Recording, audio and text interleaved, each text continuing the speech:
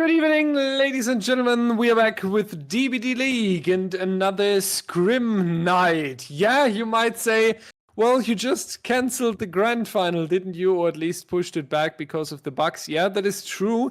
But luckily, during a Scrim Night, we don't need the most unbugged environment, I guess. If there's any issue, we can either go for a restart if it's really horrible, or we just play it out with an additional generator on the map, everything that's currently possible. And with me to discuss the issues that we currently have in the game, we certainly touch on that for a moment, but also about an announcement that we have today, is Ray with me. Welcome in. Hello, everybody. I'm excited here to be casting on Scrim Night, a little bit more interactive with you guys. This is without a delay, so we can talk to you in chat. Hi, hello. It's nice to see you. And what do we have for us today, Dyer? What do you mean by an announcement? Announcement means that we have an announcement. I want to really tease the people. Okay, I didn't know. It's basically. I don't think you told me. Yeah, you don't even know. I mean, we just talked about it briefly when you joined. I don't know how much you realized there, but it's an amazing announcement. And I think for everyone who doesn't know what the announcement is, they really want to know what the announcement is, because it's great to know that it's an announcement. But so far, the people have to wait a little bit.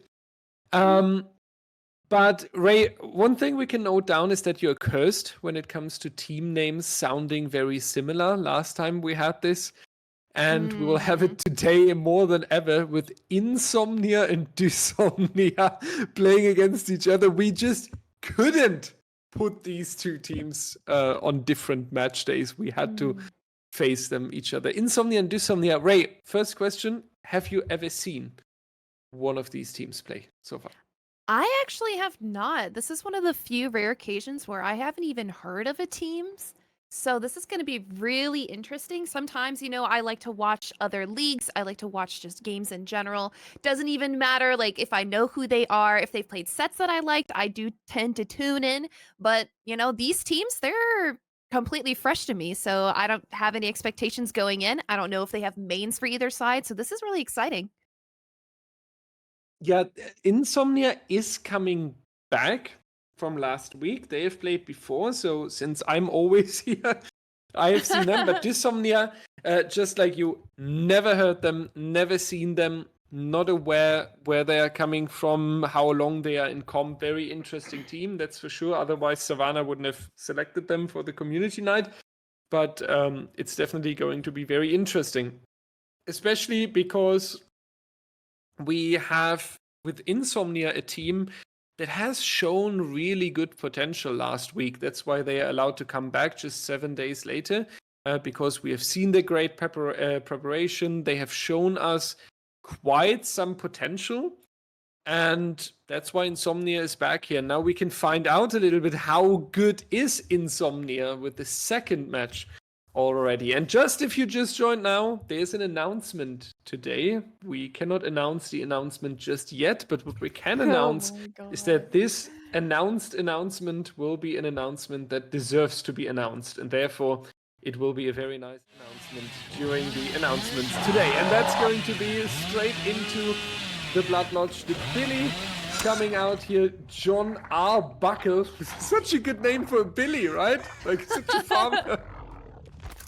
Yeah, it is a pretty good name, I will admit. This is our first set. It's going to be Hillbilly, and this is a Dysomnia pick. So they're playing Killer first against the Survivor team Insomnia, and we're already on our first chase on the easy here at this tile, who's making easy work of this chase, getting to the tile, being safe, and the Billy is still going to not have his first down, but is going to go around the map. We have an interesting build here, too.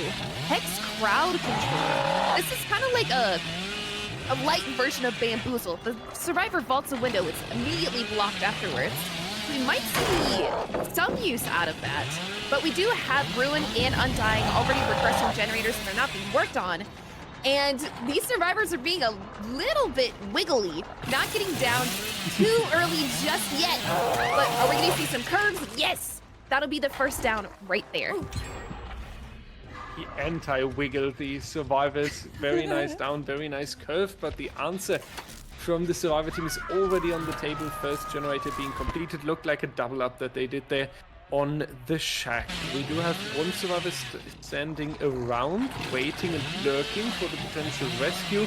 Arbuckle is checking on the main generator real quick, making sure that Hex Ruin will kick in, and is now a little bit worried that they might jump straight back onto that generator. That's why we see a very nice mix here. You're trying to guard this hook stage, pushing the survivor into the second stage. At the same time, you're keeping an eye on the main generator and forcing the regression. So you're punishing the survivor team in two ways.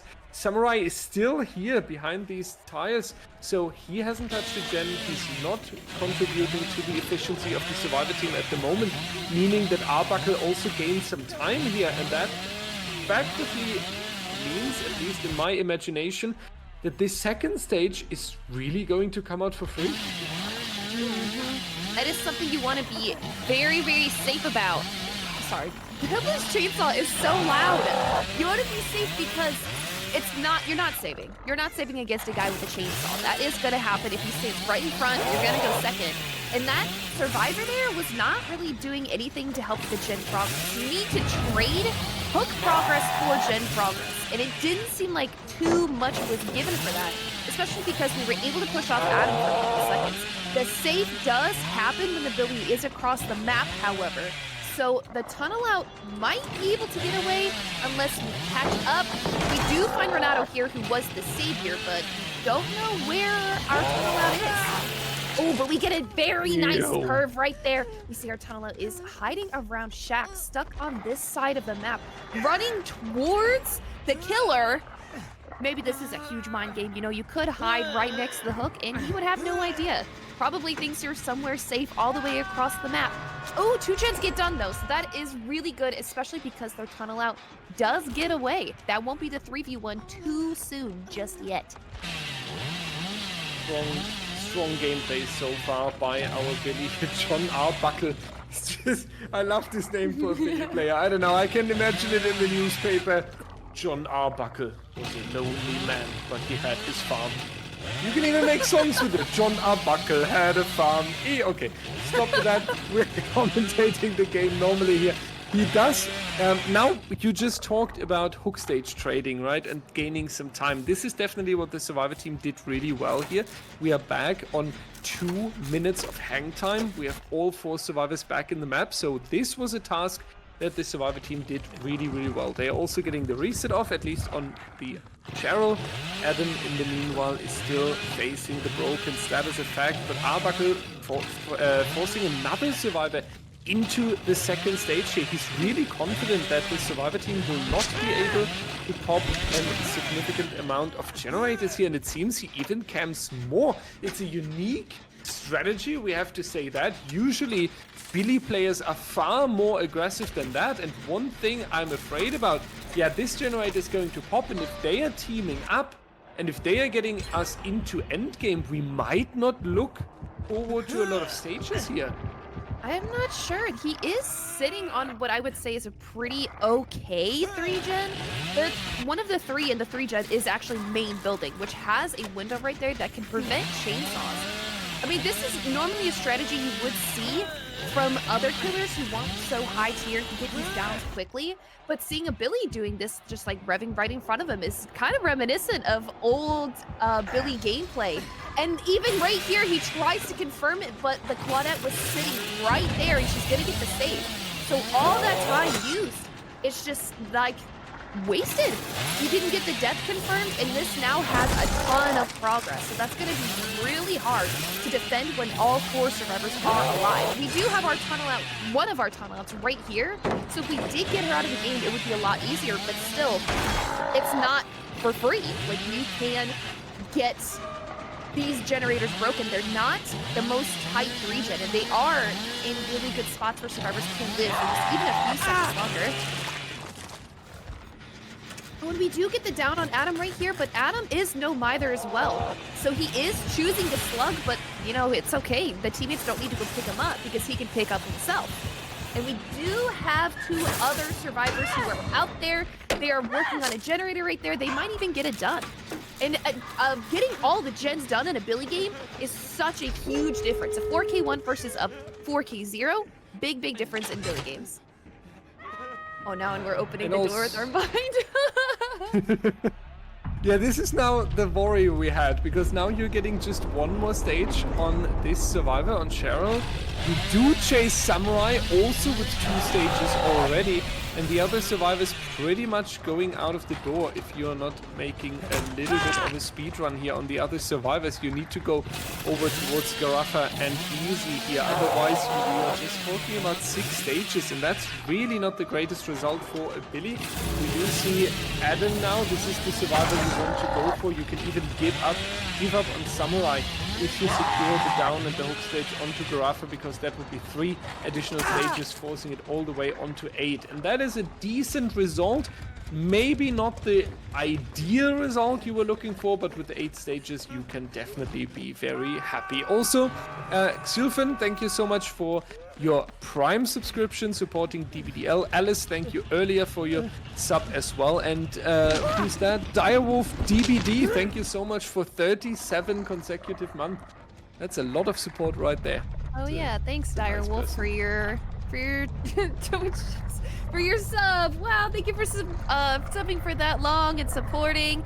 It's great to see longtime supporters coming into chat, you know, and being in the stream, but we will gloss right by that. So that was a what would you say? That was 7 stages, right? 7 stages, 3 fresh? No. 8, I think. 8, yeah. 6, 8. 7, 8, yeah, 8 stages, 3 fresh. So that's not a bad result per se, but considering the kind of results we see from Billy in DBDLeague, that could be an easier result to beat than you might think. So we'll have to see what Insomnia brings with their killer, because this was the pick of Dysomnia, so they might have been like, hey, we have a Billy main who's going to be really good at these downs, so we're going to pick this. The other team might not have a Billy main, so it could be a little bit more difficult for them. We'll have to see how they play the chases. Absolutely. I just loved how you counted the hook stages. It really sounded like you're sitting there with your fingers. 5, 6, okay. 7.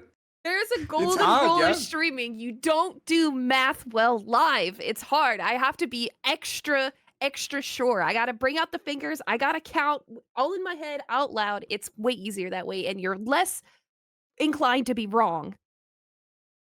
I understand that, though. Math is hard anyway. Every situation. And when you're put on the spot, like you're on stream and people watching you with all the pressure on your calculations, that's definitely a lot. Ladies and gentlemen, oh wait, our producer just stepped away. I was outering into the break, but we got informed that the producer has to take care about something real quick, so we will not be able to switch the scenes. Unfortunately, though, Ray and me really dislike each other, so we have no idea what we are supposed to talk about now. I know what we can talk about. We can talk about the rest of the sets, because we didn't, because you were yapping the campfire chat the whole time. True, I was talking about the great announcement that we have. But yeah, that's a good idea. Let's talk about Nurse. Ray, did you see Eternal Elysium Nurse tie back to back? I wasn't present for the actual matches, but I definitely got updates. I saw on Twitter people talking about it. I saw in chat. I showed up for the last 10 minutes of that stream, and they're like, hey, why don't you come in here and cast with us? I think they were tired of casting with each other for just a solid 2 hours of Nurse rematches. So hopefully we don't hit that today, because that is actually our second set between these teams. So hopefully we don't hit the same thing, because, I don't want to. That's a second set and a best of 5. I'm not sure if we have to go back to it. I think we'll just take whatever result they have, considering this Scrim Night isn't for money or trying to progress in a tourney. That's very true, and I also think there's a question for you, Ray. Oh no! In our chat. There's question. What are these questions? Please answer Savannah's question. What's the question? I haven't seen it yet. I haven't seen it. I just see the questions. Ray, tell me. Tell what? Question, Ray, tell me. I don't know what it is. Oh, no. What's the question? I don't even see it. Your favorite movie? My favorite movie? You're asking the wrong question. I don't really watch movies. I'm not a movie watcher. Well, you know what? We got good news though, because we're going in, so we don't have to talk about movies. But there must be one movie that you watched in your childhood or something. I don't know. I really don't. I don't watch movies. I'm not. I like TV shows. Ask me like anime and TV shows. That's my jam. Don't ask me about movies. For some reason, a 2-hour movie I can't sit through, but I can sit through multiple 30-minute episodes of something. Did you watch Pirates of the Caribbean? Yeah, those are good. The ones with Davy Okay. Jones in it, those were great. The animation Yes. was amazing. Davy Jones' Locker. Oh yeah, are those your favorite movies? I really like Pirates of the Caribbean. Yeah, I don't like the newer parts because they feel like they've just continued it for the money, as a lot of movies. Yeah. I also love Saw. I love Saw as long as John Kramer is alive, and all the story about him. As soon as John Kramer is out, and it continues with Detective Hoffman, and then with not Gordon Ramsay, Lawrence Gordon. The doctor is Gordon. Lawrence Gordon. It's not so fun anymore, I feel like. But we're in, ladies and gentlemen. Garafa himself, who went down, very unfortunate, in the last minute of the previous trial, is now going to take the Billy. And I can tell you, I remember Garafa's killer from last week. Garafa has played almost every single character last week. He is an incredible flexible killer and an incredible talented one as well. And Buckle, who just played Billy himself, is getting sniped at the beginning. Great start for Insomnia. We see Ace right there, lagging a little bit, doesn't know what he's gonna do. He's deciding, because that was a down out of nowhere. That really came out quick. With Overdrive, it really is difficult sometimes to keep an eye out for him. That's why comms are super important right here. You have to know exactly where he is, because he can be on your butt in the next second. The save happens almost instantly. That is so quick, especially for a killer such as Billy, who can come right back. Doesn't matter if he's across the map, if he can get back to you, that's gonna be really bad if you get another down this early. And this is exactly what this killer wants. If you can get this down to the 3v1 really, really early, then that will definitely catapult your team into 4King at really high gens. And yeah, there we go. John Arbuckle loses a 50 and will be going back up on Hook. And that's going to be really difficult for these survivors to get generator progress now, especially because all these hex totems are still up.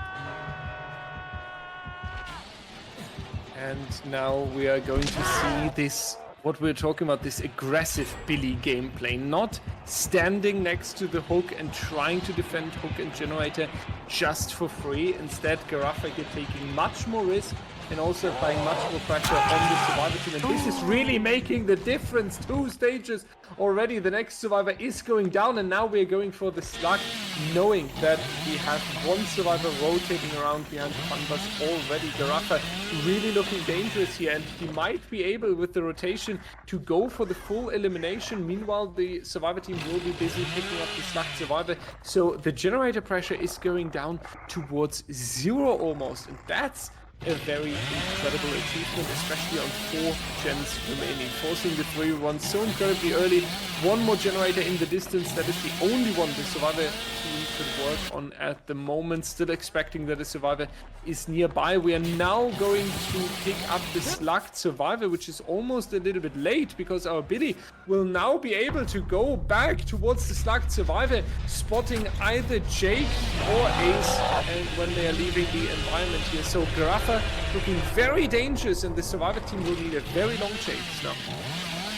A very long chase against this Billy who we've seen hit some really insane curves, so this could be really difficult.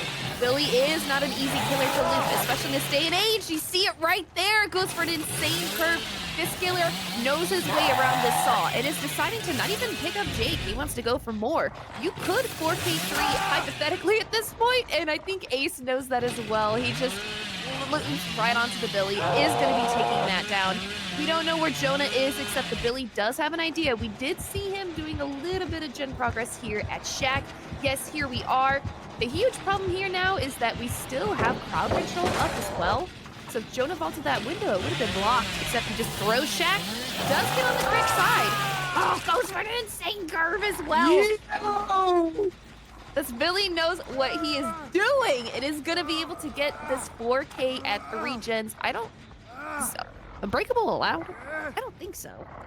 I don't know. I don't know Billy's balancing. It was like it was drastically changed because like he went from a CD tier killer all the way up to competing with Blight and Nurse. So I'm not entirely sure on Billy's balancing. Yeah, the career Billy made has been absolutely incredible, that's for sure.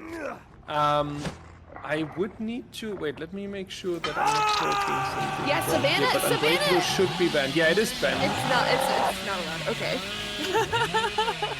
She added me saying it's allowed and then said it wasn't allowed. Yeah, I think. And then came the emergency strategy invented by Laser. Basically, after Unbreakable was banned, we see more and more of this no Midas strategy.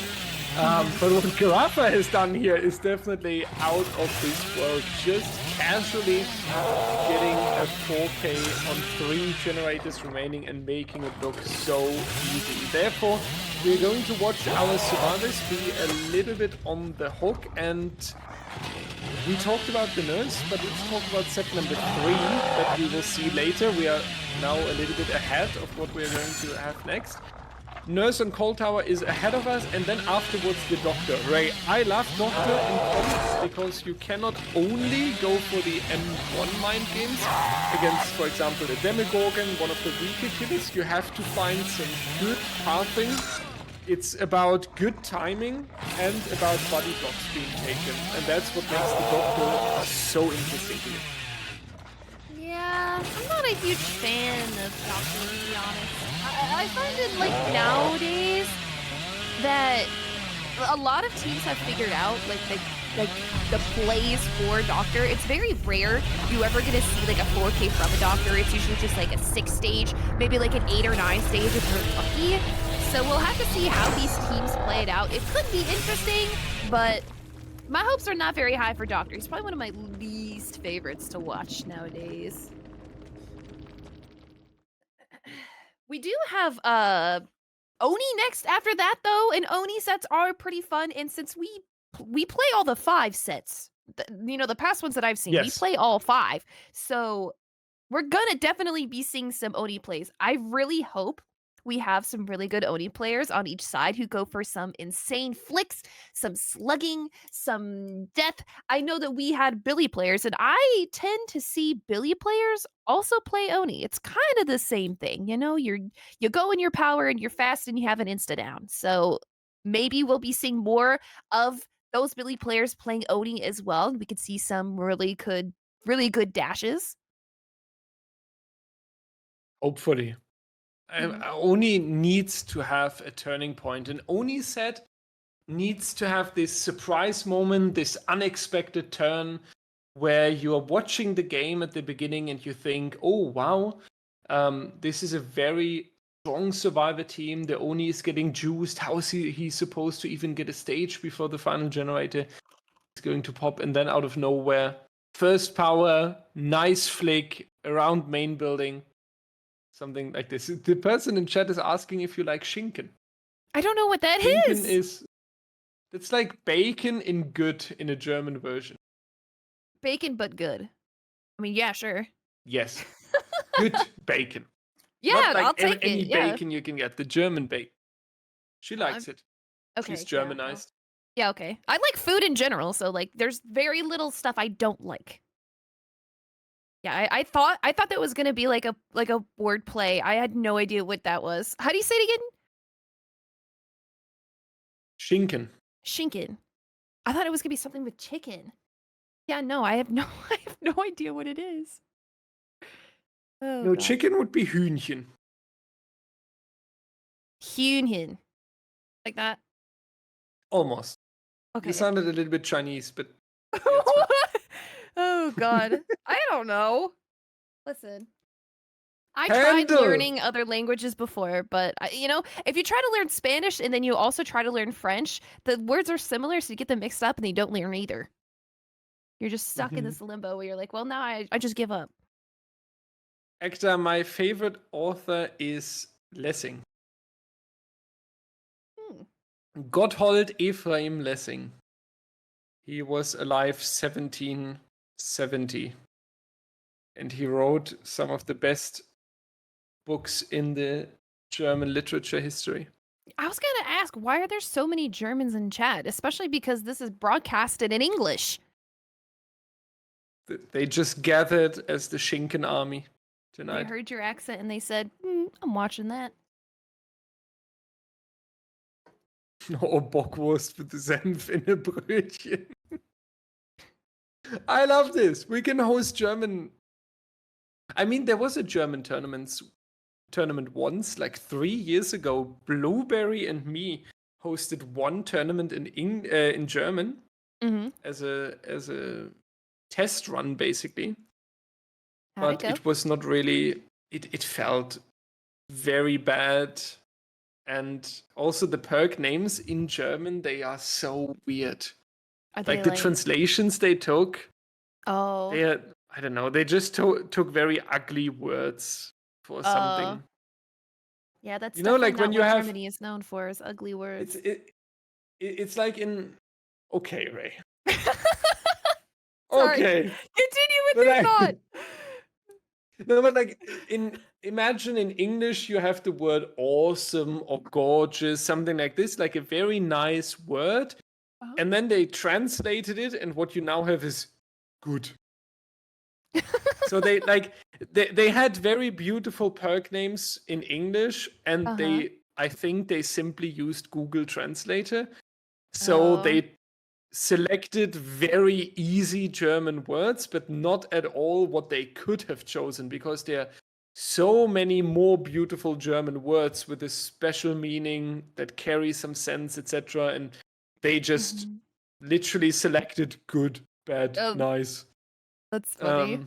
So what you're saying is you need to be hired by Behavior to do their translations? Yes. Gotcha. I offered that Behavior to them 4.5 years ago. I sent 4.5 years ago. I sent them an email. Oh yeah, I'll work for free. Just let me down. make my game have good perk names. Oh god. They said we are not because either they were putting it through Google Translator, which is bad, or they have translators that are very questionable for the German language. And I was like, well, I'm studying. I wrote such a long email. I was like, I'm studying German linguistics and literature. Maybe you need help, etc. And I received a very friendly bot-generated email that they are not looking for support in that regard. But I really tried. Yeah, I tried. You know what? I'm glad you did. It shows you care about your game. That's adorable. Yeah, I was Little Wolf back then. That was like 4 or 5 or 6 years ago. I was so small. Yeah. Oh, that's adorable. Unfortunately, we're loading into our next game, so we can't hear any more German stories about how they translated it terribly for you. Enough of my life. Enough of little direwolf trying to become a translator for DBD. We are back with Easy. Let's see if this game will actually be easy for Insomnia here. Playing the Nurse, we do have the Call Tower. It can be a very dangerous map considering the 3 and Fortune setups that you can receive here, but you have to make the most out of it. And for that, we need a quick down and a quick hook stage. Seems like at least the first injury is not going to take a lot of time, and that's going to be the very first down as well. Good start once again from Insomnia. They look really dangerous on the killer side tonight. Those are some really good prediction blinks right there. You know that last one where if you blink to the corner, it's good if they double back. But if you do blink to that corner and they don't double back, well, you miss it. Those little split-second decisions on Nurse can really set you apart from a good Nurse to an amazing Nurse. So we are seeing Easy pull through with those really good blinks, and we have our build off to the right. We have Thanatophobia, Eruption, and Hex Ruin. Eruption won't see any play unless Ruin is cleansed, and we do have a very dastardly setup right here. This is 4 gens that are super close, except the Nurse doesn't know that there is a little bit of progress on this one. Jake is running around. Oh, Oh my god, that doesn't hit. That looked like it was gonna hit. Nurse hits are so strange nowadays. And we do get the save onto Jonah. This does seem like a relatively early save, but this means that they're getting the hooked survivor out of that 4-gen area and is making it all the way to topside. We do have a rune up there, so it would be harder to cleanse, but it's away from that extremely hard to break 5-gen if there's a survivor right in the middle. And we did see when we switched to Jonah for a second there that he has Decisive Strike. So if this chase actually like ends before that timer goes out, we still have a little bit of stun time in our back pocket, buying just even a little bit more time. Yeah, we'll have to see if the nurse picks right away. It might have been close to 60 seconds. I'm not so sure. She is slugging him, so she might have an idea. Quick saves do tend to have a little bit of anti-tunnel, so she might just be trying to avoid that. Except we're now on the chase of a Zarina who will pallet stun us on the same side too. That's insane. That was so beautiful. That was such a beautiful pallet stun right there. And now you make sure that you're not having a double slug, and you will be able to get your slugged survivor as well. And since Jake took the hit, we are wasting quite some time here from the killer. We can put that into the generators. Nice Minecraft gaming right there. +5 wood towards easy, and now we have the hill to break line of sight, so we're just going to turn into a walking nurse, trying to track down Edgemip Andy, and he's going to get down right here. But the second generator coming out, due to all that time that the survivors took away from the killer, we might even see another generator having a good amount of progress. Dangerous hook location here on the top of the coal tower right next to the other gens. Not entirely sure if we are not turning a little bit greedy here, but for some reason that was enough time to get the survivor onto the hook. Now we are right next to some of the generators that are currently being progressed, and this is now going to be punishing for the survivor team. It takes about 10 wiggles, 10 grunts of a wiggle to actually get out of the grasp. That was about 8 or 9 that I counted. It was incredibly close. And now we are rewarded with placing it right on top of this 4-gen right here. This is such an unfortunate spawn for the survivors because these generators are closer to the mid-map than what you would like to see. Sometimes gens spawn closer to the walls, so it's a little bit harder for the nurse to defend, but she has just placed them right on these good spots. We see Ace right here trying to be a little bit annoying to try to get the nurse to get away from this unhook. Unfortunately, if she stays this close, any unhook that is just by one person is definitely going to result in a 1-for-1 trying to body block the Ace, but it definitely is gonna happen. No, it's not gonna happen. That was very close indeed. And you know what? It isn't a 1-for-1 because she tried to body block instead of going for the 1-for-1. So that will result in Ace not being slugged. Tries to go for a hit before he gets in the locker to force a DS. But, you know, the nurse is just going to pick anyway. Because, you know, that DS stun, it's supposed to be 4 seconds. But I'm not sure if it actually is for nurse. The stun times are a little bit bugged from last patch. I don't know if they're fixed just yet. But it doesn't matter. Because she blinks right on top of him with an insane prediction blink. And that will be our tunnel out. 3v1. 3 gens left. Ruin's still up. There might be a gen popping before she can get back and stop it. Oh, they were doubling that one. Yeah, that one pops. We know that another survivor was hard at work in main, so they get another generator done. It looked really bad for these survivors, but they just keep going. They don't care. They're already gaming. Ruin is still up, and now the map is actually really split. Yeah, insane work by the survivor team there, not wasting a single second right there, using all what they got earlier from their great play with the pickup and the edge map chase to really punish the killer here. Nice double back there from Arbuckle, making sure that he's not going to take an injury straight away. Hasher W or Hasher B, probably. Thank you so much for your subscription and supporting DBDL and the prize pools here as well. Jake going on a nice run as well, has a lot of line of sight breakers here in this 4-wall and will make it away, going all the way behind the main building, and the nurse cannot chase that because you do have a very nice split no 3-gen any longer, and that shack gen is looking a little bit too dangerous if you would go into the chase behind the main building. Now we have a top and a bottom generator.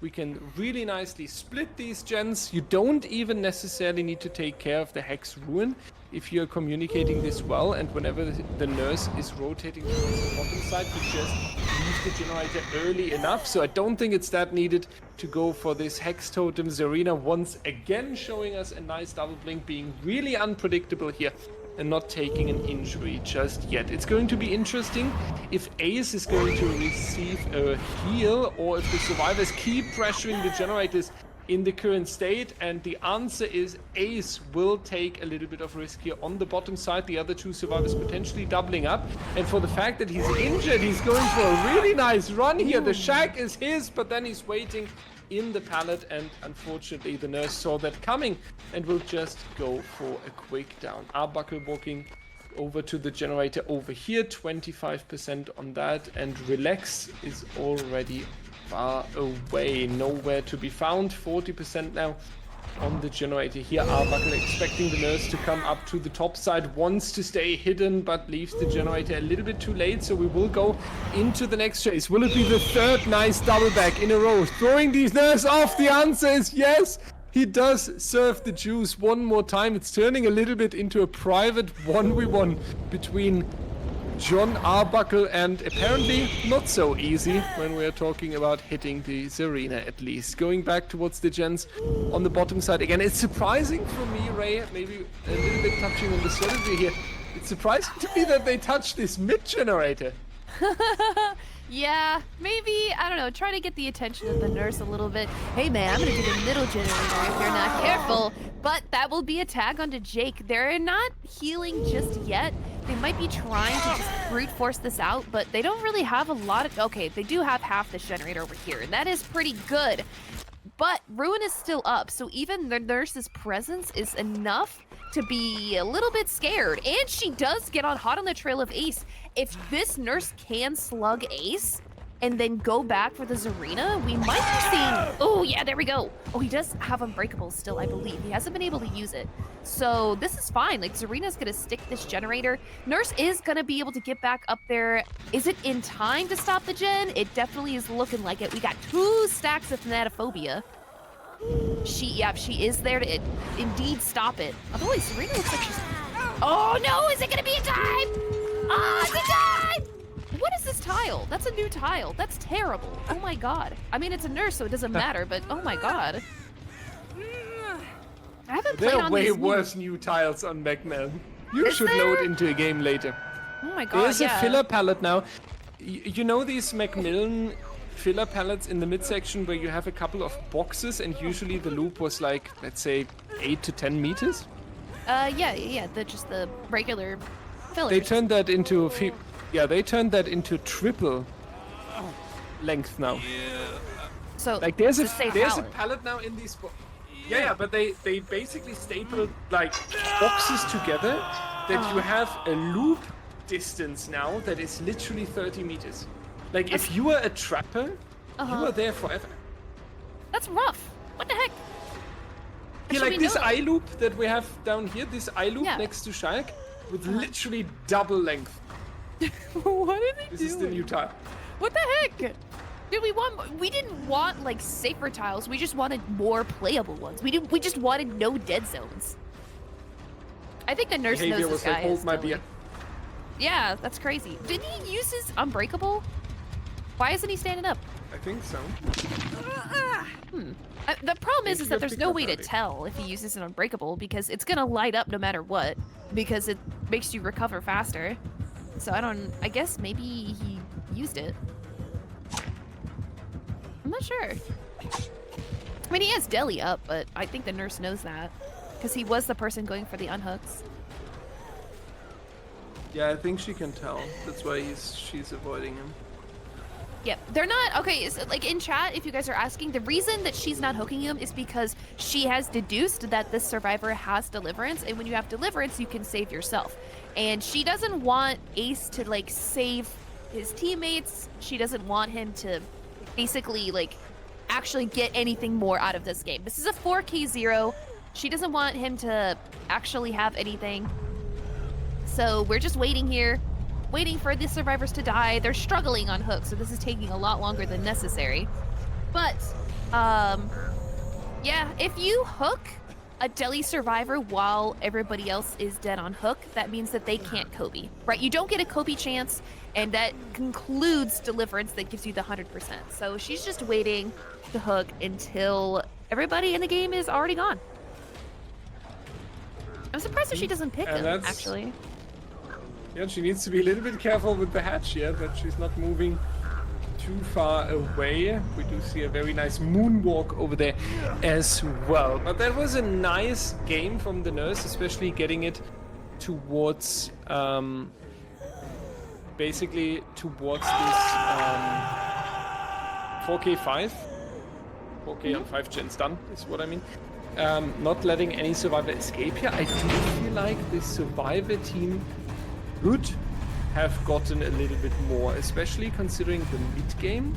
I feel like there was more possible for them, and the greed we saw at the very end, that we had a double slug and the final survivor really in need of getting that final generator so much that we are ending up in a 4K, was not needed if they would have split the pressure between the top generator right side of main and the bottom generator left side of Shack. If they would have ignored this mid generator, I feel like they would have taken some stages out of the door here. The problem is that the Nurse was always crossing the midsection when going from top to bottom side.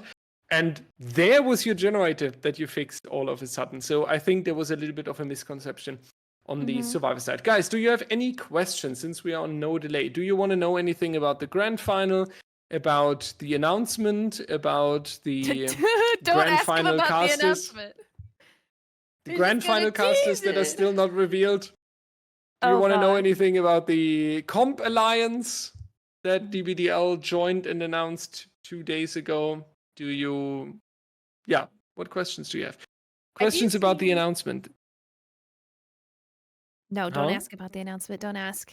He's just the going to tell you announcement it's is an a announcement. very nice. Yeah, it's an announcement that is really nice to announce tonight. What is Direwolf's favorite pun? I have a new one. Wait, let me cook. I have a new favorite pun. Okay. Everyone ready? I have a new favorite pun. It will be so good. Okay. Let's hear it. What should we give to the person that invented the knock-knock jokes? The Nobel Prize. That's a good one. I like that. Is that really a pun? I think that's just what you call a dad joke. Yeah, that's my specialty. Though in puns, I'm not so good. They're good though. You know, as far as like dad jokes and puns go, I feel like yours are pretty good. They don't make me roll my eyes as much as they should. I should be worried though, because in my young age, I'm spreading such a dad vibe. Mm-hmm. Maybe it's because I'm teaching. That's maybe it's true, because I'm teaching. It just came naturally. Mm-hmm. You have to parent all these kids out here.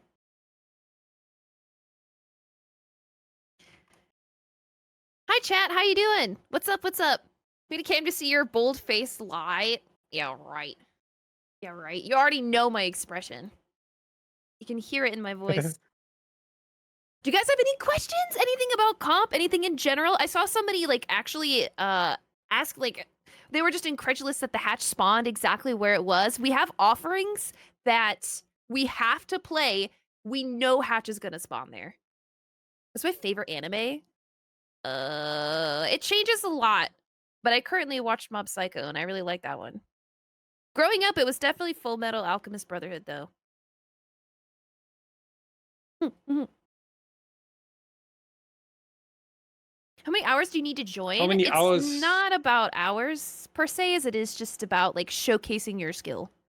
You could have like 1,000 hours and be the best Blight player, and you could be on a team and just like absolutely demolish like 10,000 hour gamers, and you could definitely play. Yeah.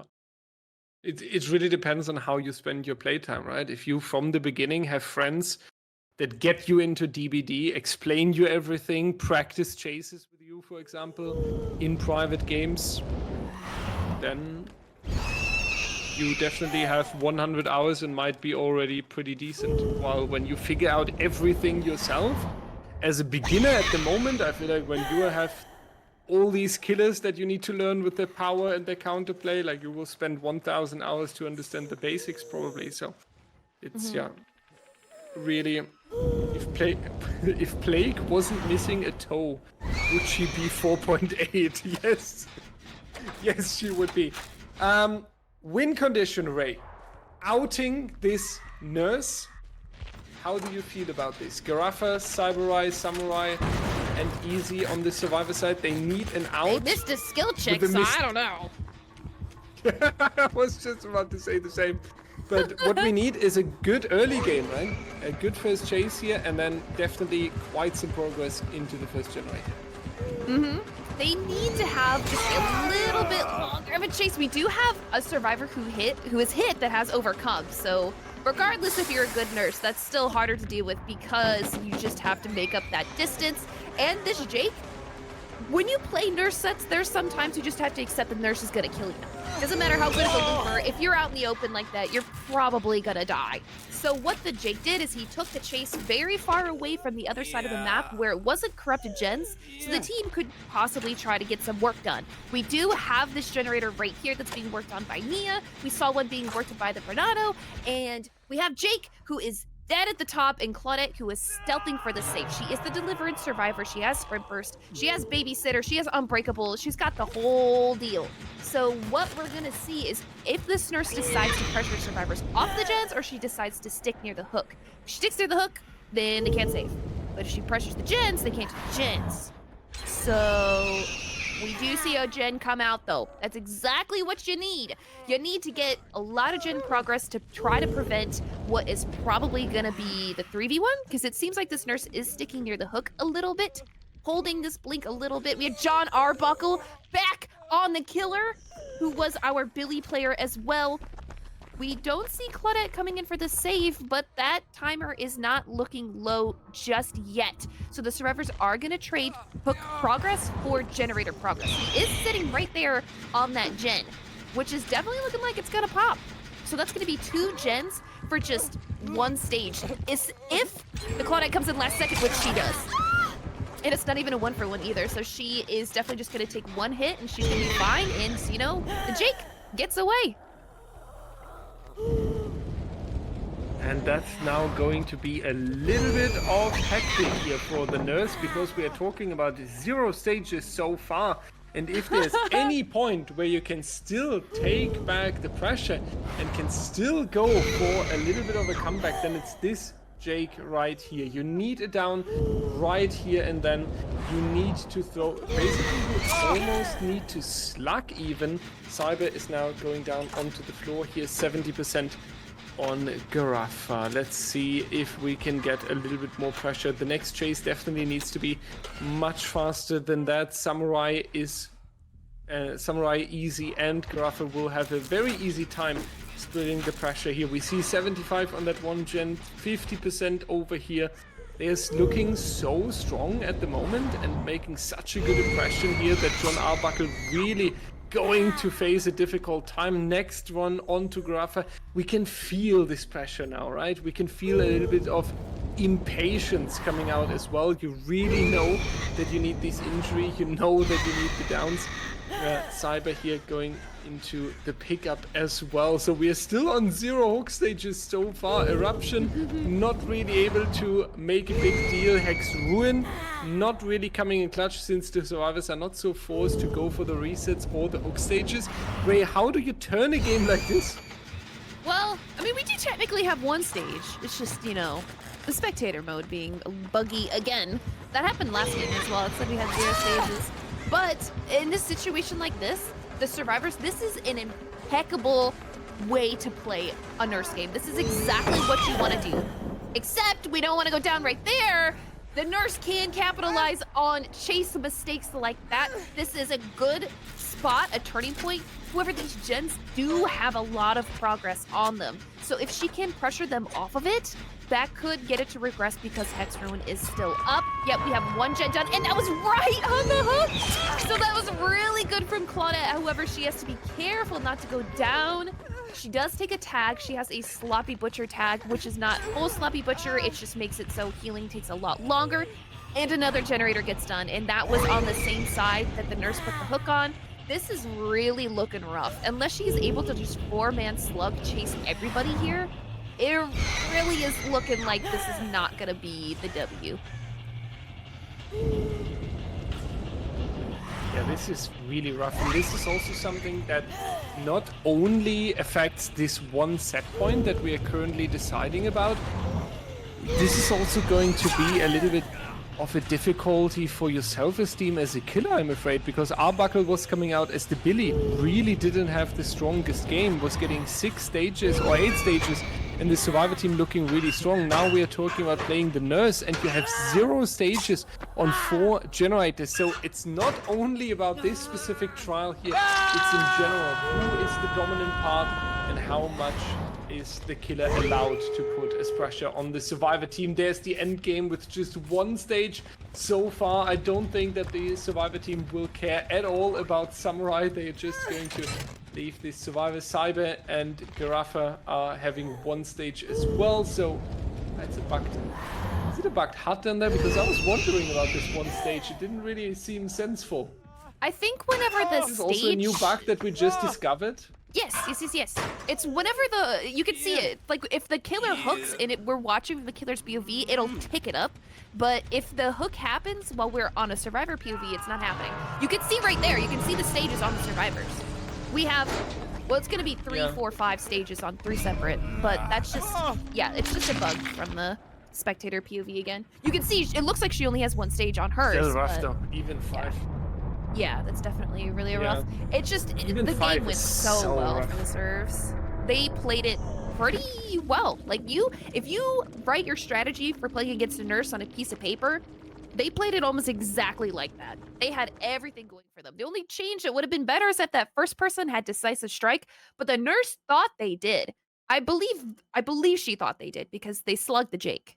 So maybe they were trying to not get decisively stricken, but it ended up just being that he made it all the way across the map from where the generators were. They played it so well. They played it so organized. It's exactly what you want to see from a nurse set.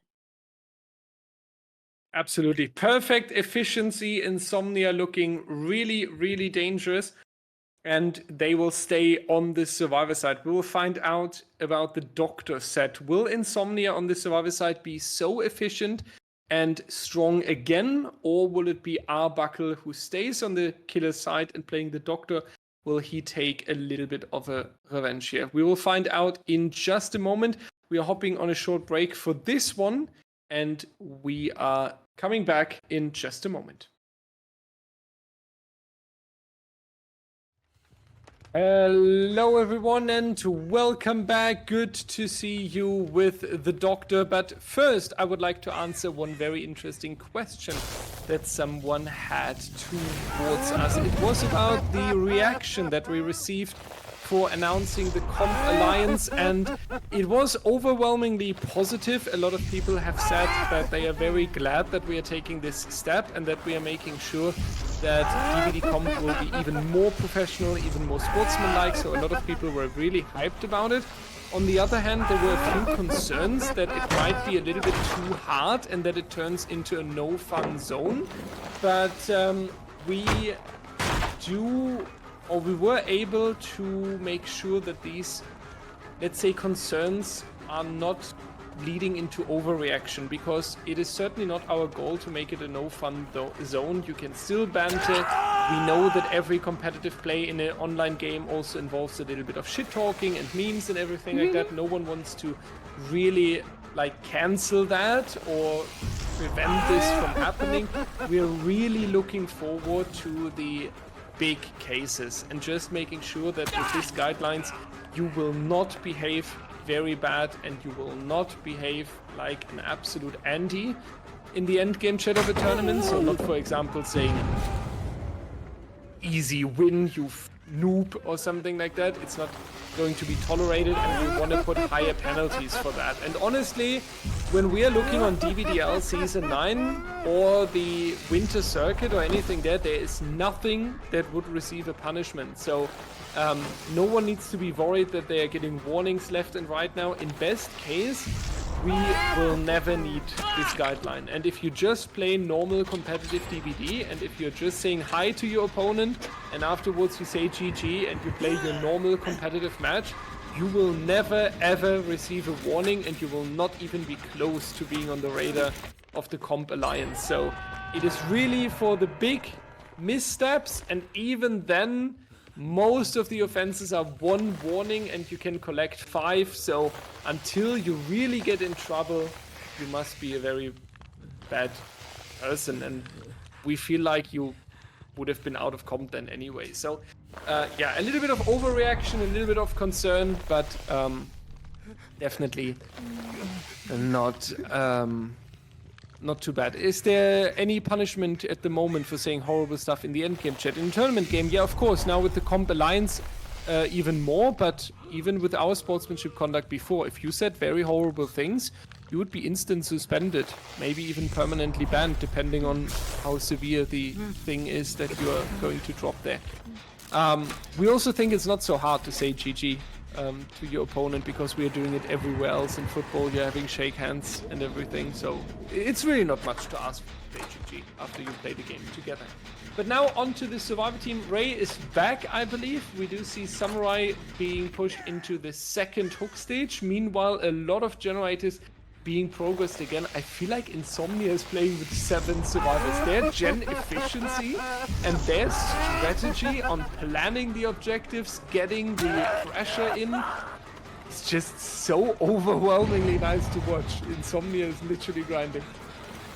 In like scrim nights such as these, we don't have like the toppest top teams. Not saying that they're bad, but they're not like Eternal Elysium Calamity level of teams. So sometimes we could see a little bit of like disorganization, not like immaculate play, what we're used to seeing in DBDLeague, but Insomnia is really just pulling through with their best skill checks.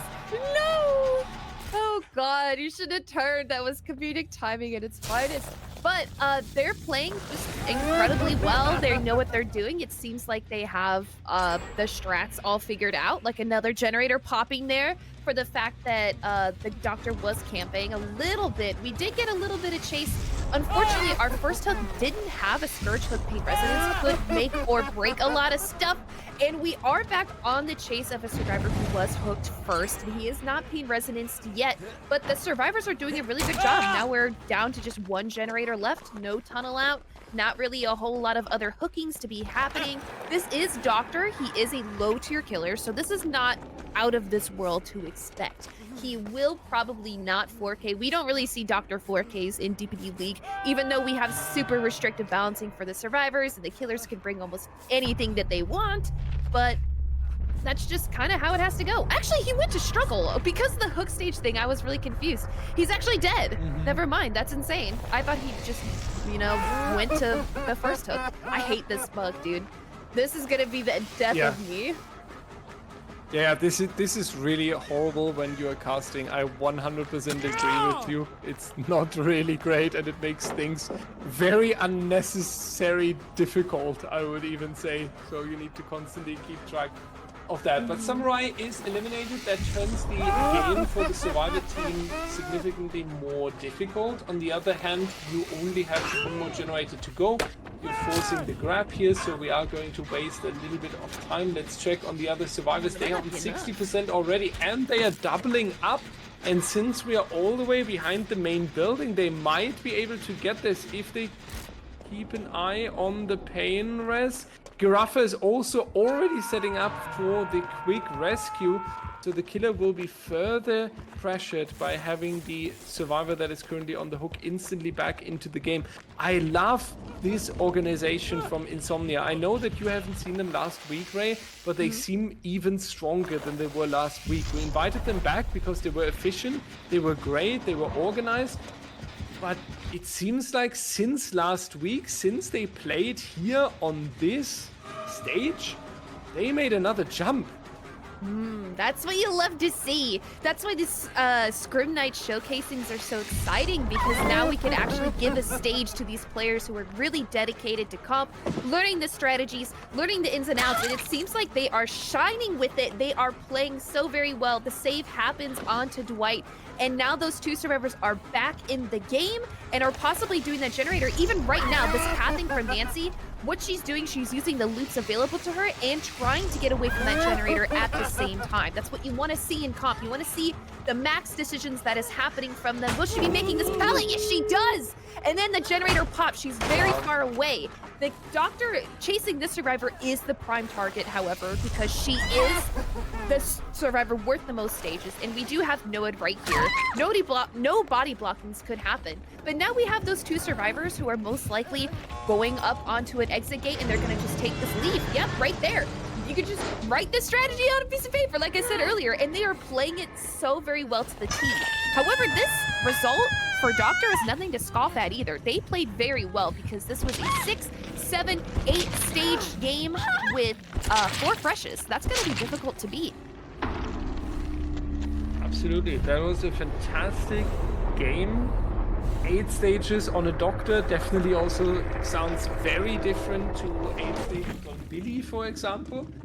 So our killer here, Arbuckle, definitely with quite some pressure. On the other hand, 8 stages also still giving you that possibility on the survivors team to cook something up. An early down is not necessarily the end of the world just yet. So that is going to be a very interesting one. Since we talked about the Comp Alliance, are there maybe more questions that you would like to ask during this break? I will not be able to give you definite answers on scenarios, so please don't ask me what is happening when we teabag twice behind this pallet or something, because it's all case related. Sportsmanship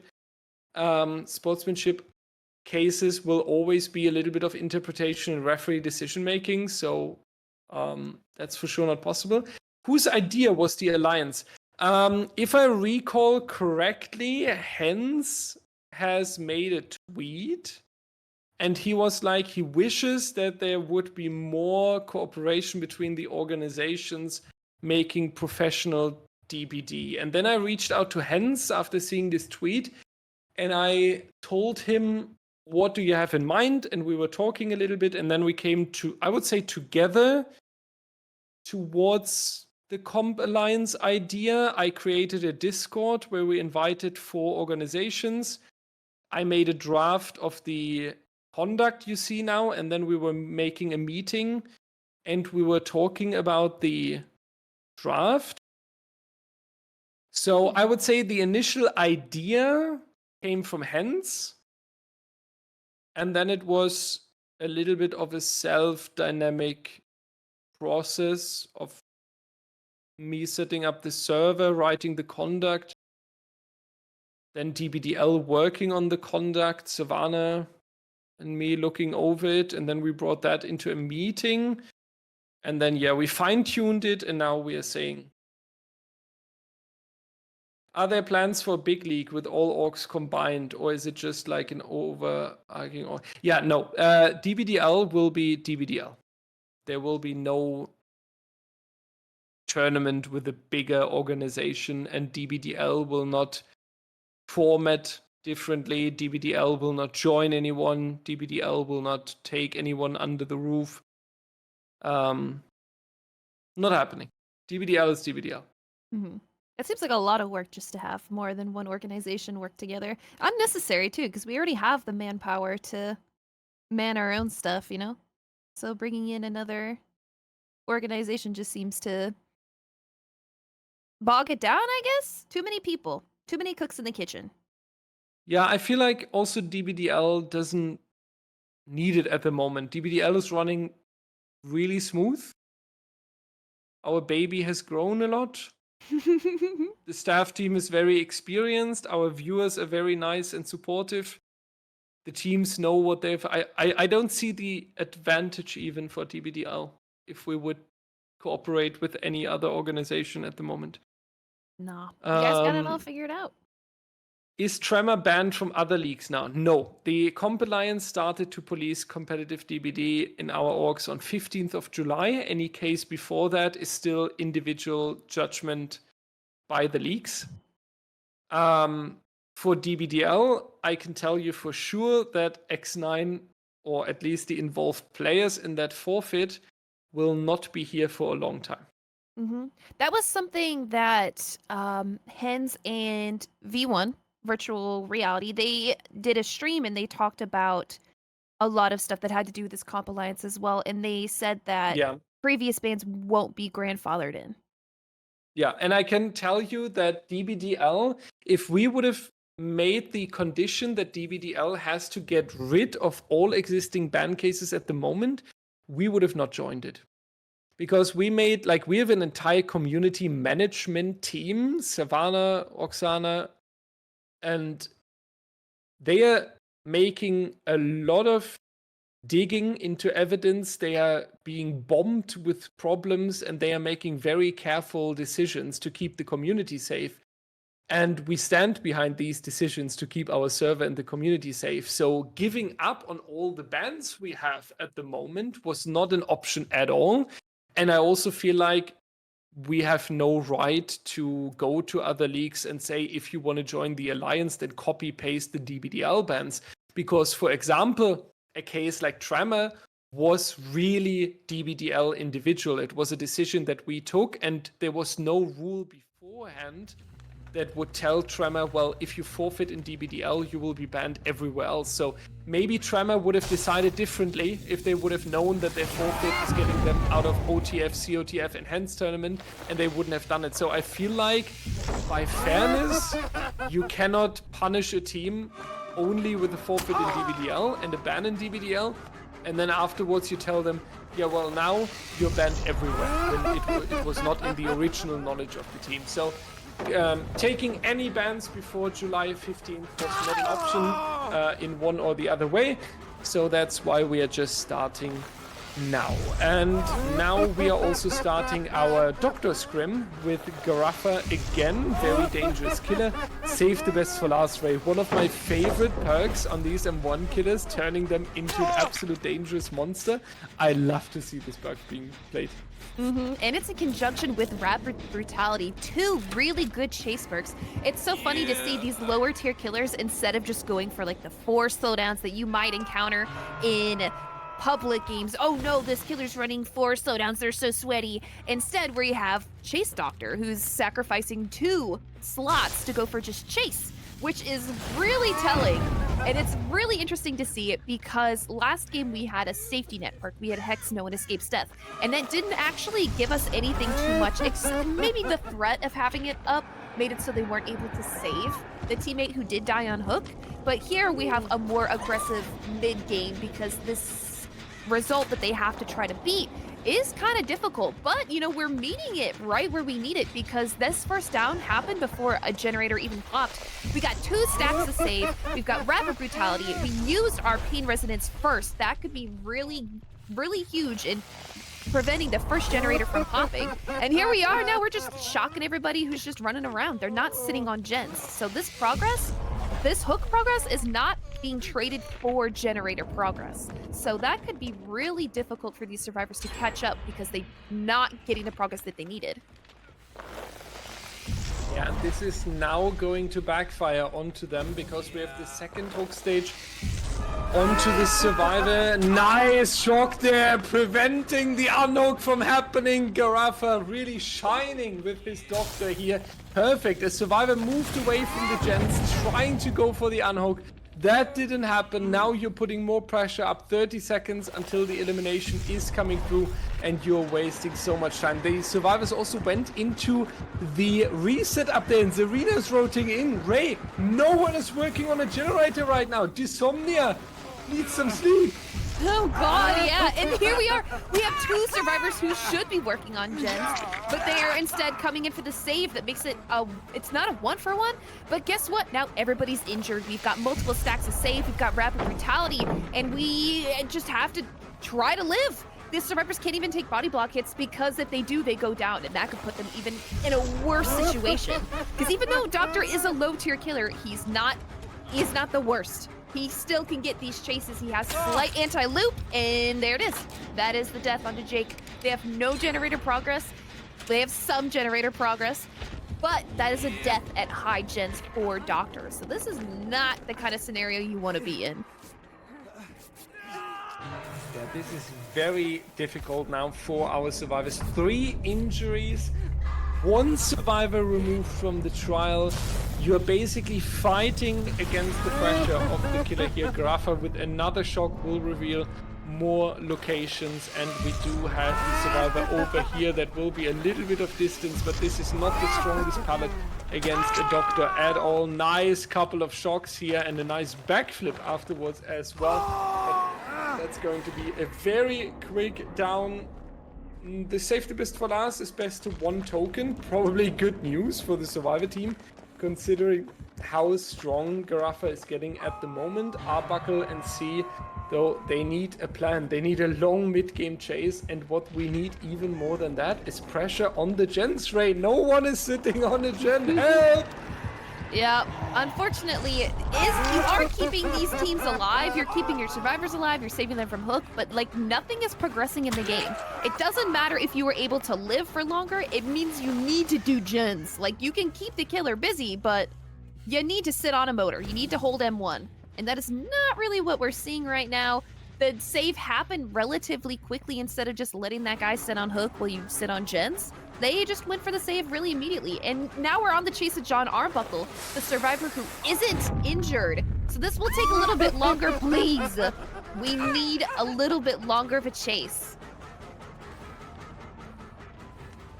Yeah, it needs to be a 3-4 minute chase almost, because we are having 3 survivors here, and we need to make sure that we get a significant amount of pressure into these objectives. Unfortunately, also, we don't have the strongest tiles anymore. We have this fun bus here. The pallet is already dropped. A good shock can prevent the survivor from taking the ball through the window. So we'll have to see. That's going to be a delayed vault right there. Graffa also showing us that he knows exactly how much time he needs to move around the fun bus and from which position he has to shock to make sure that the survivor doesn't make it through the window in time. So we see a lot of mechanical skill here on the side of Graffa. Definitely not random shocks and then just trying to go for a nice swing.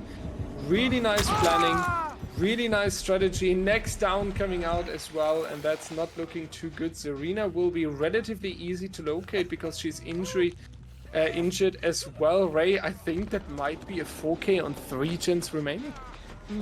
This killer is bouncing around, and he is doing such a good job of keeping the pressure all around the map. It seems like he is everywhere, and the survivors just have no time to sit on gens. And right now, they're both injured. All they can do is split up and try to last a little bit longer in chase.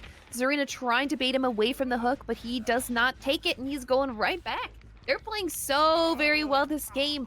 They're doing such a good job of just pressuring everybody, letting the presence be known. They have gens to be done, but there's definitely not enough time, considering the killer probably just could sit right here, shocking everybody, and they wouldn't even have enough time to get all those generators done.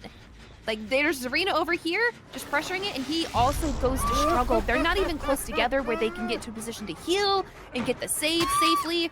Yeah, and that'll be a window hit right there. And there is only one man standing. We have a shock ability to find out where he is, except we can use our eyes to see. He was going for the unhook, but that will be him going down, and this will be a 4K3 on Doctor. That's rough. This is That's a very rough. Yeah, this is Insomnia playing killer as well, dude. They are just showcasing how well they play in comp. This is their second week back as well, and they've been playing so very well. I can only imagine that they did very good last week because you brought them back. So showcasing exactly what kind of skill you need to have when you play in DBDLeague. Absolutely, and as said, they look even stronger than last week. So they took this second invitation that they received by Savannah since she's organizing the team selection and making sure that we always have good participants here. But they have taken this second invitation as a very clear sign towards them as well. So, yeah, just very well played. Yeah, I'm stunned. I'm impressed.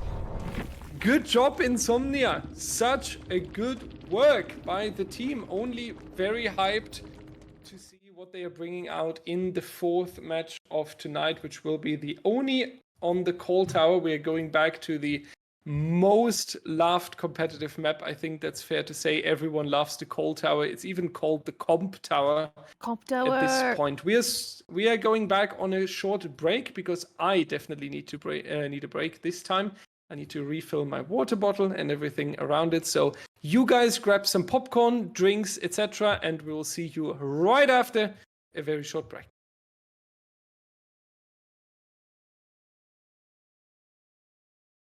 Hi, it's Ray's intro. Okay, I'll take Got intro. you. Yeah, all right.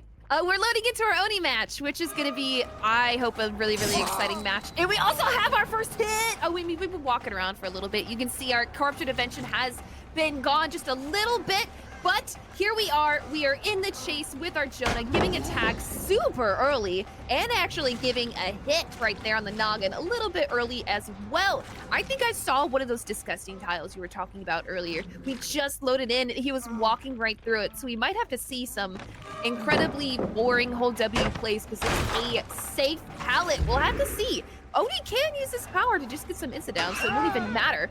Downing right here, early, it's 5 gens. That's rough, man. I think we have Insomnia on Killer as well, so seeing return of them playing super, super well. We've got Dysomnia on the Survivor team. That's a really rough start for them, however, because an Oni in power next to 2 survivors, next to a gen that had progress. That's a really rough start. Yeah, this is so rough. I was really hoping for Dysomnia that they can make a little bit of a comeback now, since the first 3 sets were really rough for them, but unfortunately it's not going to happen. Having the Oni with such a quick down is definitely going to boost the confidence also, and if there's one thing that you need as a good Oni player in the comp environment, then it's confidence. So we are going to see a little bit of a hook time here for this Survivor. Jake is moving in, going for the rescue. Our Oni Cyber is just vibing with the power here. This is important to mention as well. Our Oni didn't need to use the power to get that first down. Instead, we have it right now. We can figure out what survivor we want to chase, in what location we want to do that. And it seems like we have made a decision. We are going for the Quentin around this jungle gym right here. Power has been procced, and Cyber is trying to track down the Quentin. He was trying to do a little bit of corner attacking, but Arbuckle is going down. And now Cyber, this is what we talked about. Confidence when you have a good game. Going for the Stark, aiming for more. Nice flick there, but the Survivor reacted a little bit faster. Important for Dysomnia here, not going to take a wake down again. We are back towards this pallet here. Cyber not worried about a potential rescue, knowing that the other survivors were busy over there on the generators. They are going for the double up here, 60% so far. Hook stage is coming through. Painless, we heard in the background, regressing this generator now. Survivor team definitely making a little bit of a comeback, but not sure. I don't think he has paint residence, actually. See, no, nope. I heard the... What did I hear then? I didn't take my meds. Look, here! There's the disgusting tile! Disgusting! Yeah. Do you see that? Do you see what I mean? Oh my god! I hate that. That's just a god filler. You have to kick it. I think the Oni recognized it too. He tried to loop, he tried to mind game, and guess what? Nope! None for you! You just gotta drop it!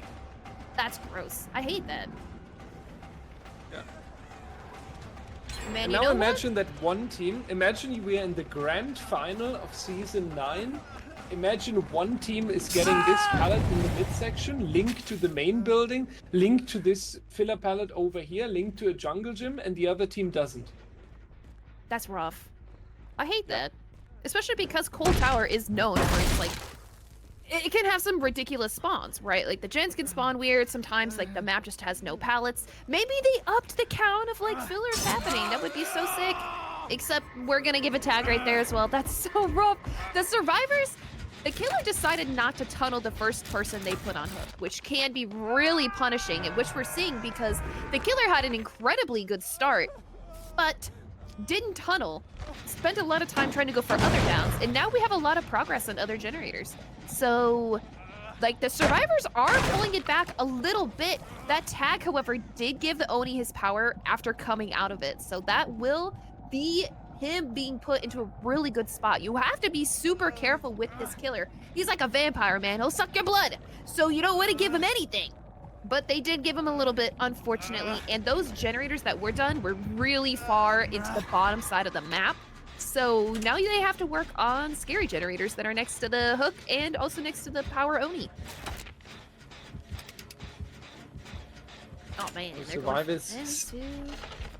Yeah, they're struggling a little bit. I feel like with the correct decision here, they're running a little bit like headless chickens around, trying to go for the save, then realizing they only has the power. Then the second survivor is rotating in, so you can tell there is no plan really on the survivor side at the moment.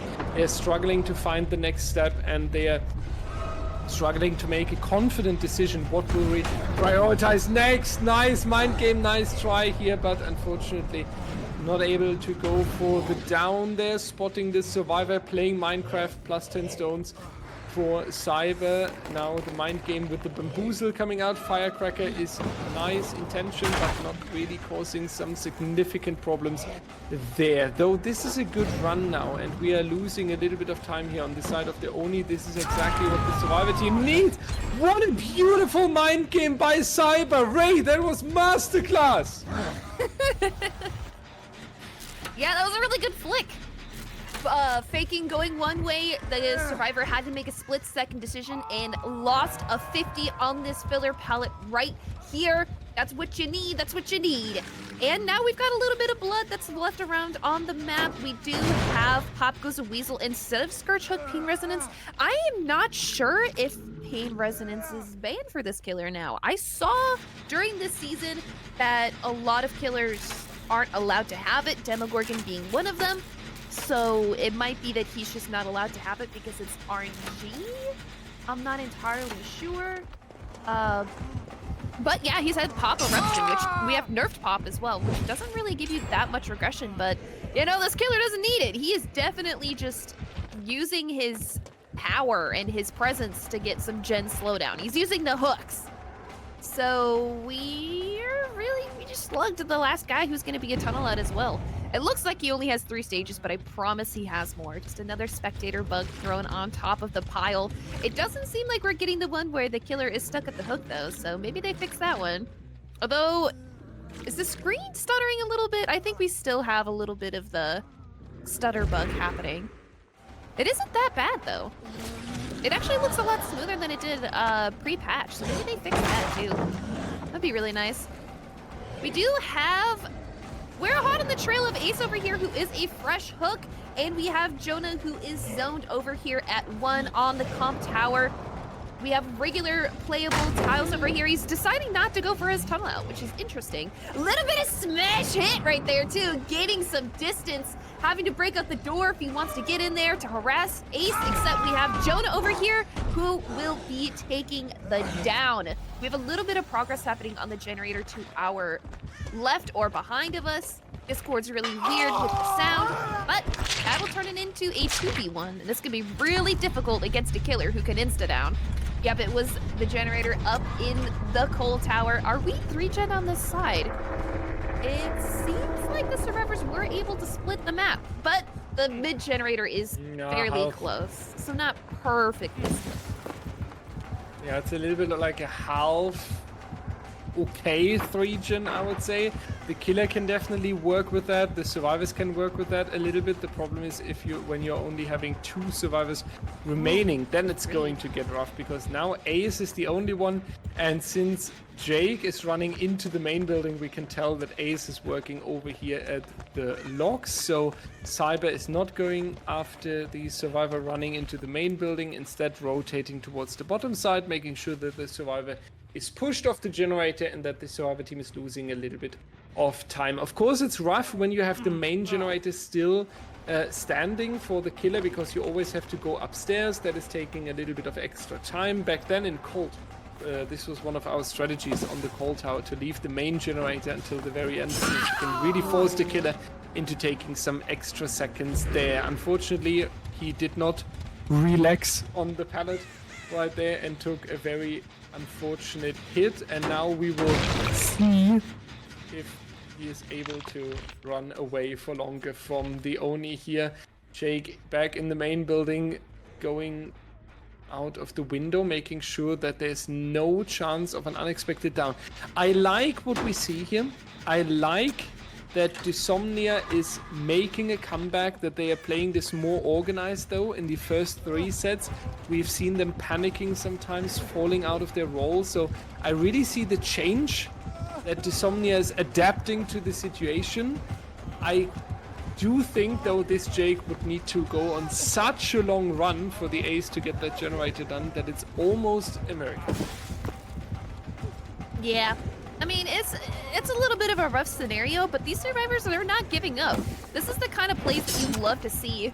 Oh god, look at that! Value, good ping. Does it get the hit? We are just seeing a little bit of a 1v1 right here, and the last generator gets done. So for this scenario that these survivors were dealt with that very early down, those really quick chases, those lost 50-50s, they were able to get all 5 generators done. And you know, Oni sets are very dangerous, because it could be a 4K3, it could just be going south so fast by one good Oni power hit. So we do have the survivor, and we might even see some outs. Ace is just kind of... Okay, well, it looks like he's standing there, but he really is using his mind to open the gate once again. And this will be a fresh hook walking out the gate. That's really huge result for how the beginning of this game went. The killer might have let the survivor slip through his fingers just a little too much.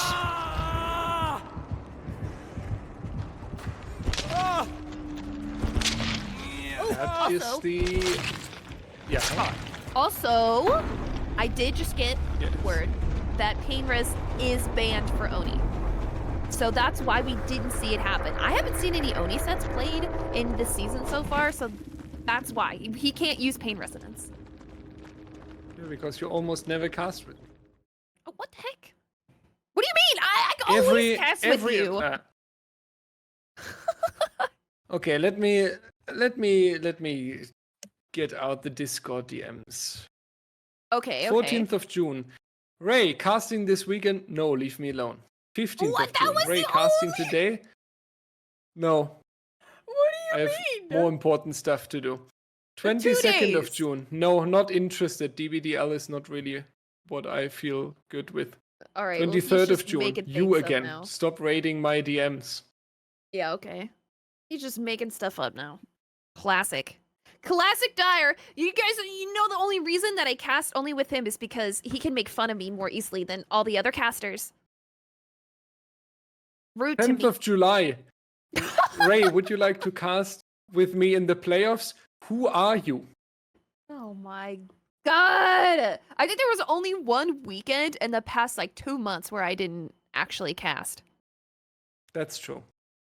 Yeah. And they're always sticking me with you. They wouldn't give me anybody nice like, I don't know, like Cole or Egner. No, I get stuck with the German who makes dad jokes all the time. Too bad that you agreed on it. Oh, God. Somewhere you agreed. I remember that I asked you if you want to practice the caster chemistry for playoffs or something, and that's when you signed the contract with the devil. Oh, yeah. I'm regretting it now. And I manipulated you by sending you nice feedback from YouTube comments. about you guys need to every single understand that time. I really read all comments that I might not reply to anything on YouTube besides 2 or 3 exceptions, but we actually read all the YouTube comments and we really collect Twitch comments with feedback and everything. It's not lost in DBDL, and I really read all the YouTube comments on every video, what you have to say about DBDL, what you think about the tournament, etc. And I was always snipping out the nice comments you made about us as a duo casting together, and I was always coming to raise DMs and be like, look, like an excited little schoolboy being like, we got positive feedback. I got quite a few DMs with just screenshots of you guys leaving really nice comments. Thank you for those nice comments, by the way. It really does make me smile. That I don't know, something that I do that I find really enjoyable to do as well is actually being met with really positive feedback. Makes me really happy. Thank you guys. Do you get a lot of nice comments? Actually, the first comment we got when we had Ray made her debut really on season 9, the beginning. We were bringing her in, and the first YouTube comment on her was girl commentator yapping. That was the first ever and then afterwards people said, nice to have a female caster for a Switch. She knows a lot. She's a girl commentator. Yeah, girl commentator yapping. This was the first oh my god comment. And then people were like, yeah, but she's good. And the funniest thing was that this person then defended the comment about girl commentator yapping, and were like, yeah, and what is she doing? She's talking about the gameplay all the time. And everyone was like, yeah, but that's what Daya is doing as well. Yeah, well, that's different, dude. We're like, huh? What do you want? I can't believe she's casting when she's supposed to be casting. That's crazy. Yeah, it was so wild. We're back. Yeah, we're back! John Arbuckle, our Billy player, is back on the Oni. Like I said, man, Billy and Oni players, they go hand in hand. Maybe we'll see some really good flicks. You know, an Oni set can result in a 4K at high gens if you slug the survivors well, but he's gonna have a hard time because we've seen Insomnia and we've seen their coordination, so they will not be giving it out for free.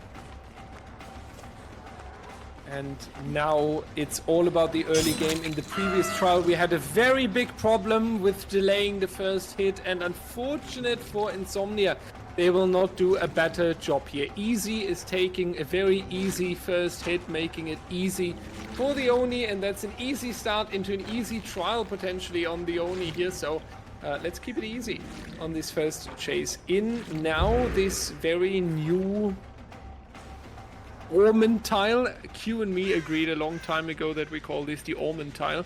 But Arbuckle making a nice decision here. He's not trying too hard to go for that first down in the corner of the map, leaving all the generators without guardians. Instead, he's returning back towards the other survivors, making sure that he can use the power now also as a very deadly tool. That's going to be a nice mind game here. Samurai keeping up the nerves, waiting until he knows exactly from which side the Oni is striking, and what a nice double vault here on the main window. Half of the power already expired. Next pallet being thrown. Will they be able to survive this power? Oh, it's not looking like they will. They're just gonna take the down right there, jumping in a locker, trying to go for a little bit extra mind gaming, a little bit of time, because, you know, it was really close to running out. But they are able to get the down, but it's traded. Like, the hit happened fairly early, but the Oni didn't get the down early enough because that's 2 gens. Yep, 2 gens that are confirmed. No pain resonance is gonna stop it. We did have Pop Goose and Weasel, but the Oni did not beeline, however. So we just have this one hook mid-map. We do have a lot of blood being poured onto the ground by the Claudette, who is nowhere to be found, however. She is healed. Yep, she was gonna get healed from that. We do have a lot of progress here happening on main, but this tag happening again, happening for free. That's exactly what you don't want to do in an Oni set. It doesn't matter how many gens you have left, where you are in the game. If you get 4-man slugged, it's over. There's no unbreakable. There's nothing to help you get off the ground. If you all go down, So the Oni can play a little bit aggressive here. It is seeming like they are happy just to sit on hook and try to get this guy to go to second, which could be really good for tunneling out. You know, a 3v1 is way easier than a 4v1. So this is exactly what this killer wants to do, and he does go to struggle. They had to take the time to heal up the Renato, and they didn't trade this for that much generator progress. Yeah, the good move they can pull now is getting Garafa off this hook, then keeping Garafa in best case hidden afterwards, or sending him on a longer run. And in the meanwhile, the other survivors taking care about the generators here. That's really what we need to do. The problem is we have the power ready to go, but I don't think the survivor team can sacrifice the team member right here. They need to try. They need to pull Garafa. They need to send him on a run. And in best case, a fresh hook survivor will be on the hook next with 2 minutes of hang time. That would be very much needed here. Let's see what they are deciding to do. Garafa seems to go into the elimination though. I mean, we have 60%. I think it's too rough though. They definitely have some significant progress here on the time of Insomnia, but I'm not too sure if they will be able to do that. I would have at least moved in, forcing the Oni to pop the power earlier and then rotate away, so the power is running out quicker than just that. With this now 3v1 scenario always dropping significantly the generator pressure that the survivor team can show us. Arbuckle now moving around the Ormond tile again, taking care about the generator here in the corner. The other survivors pulling back.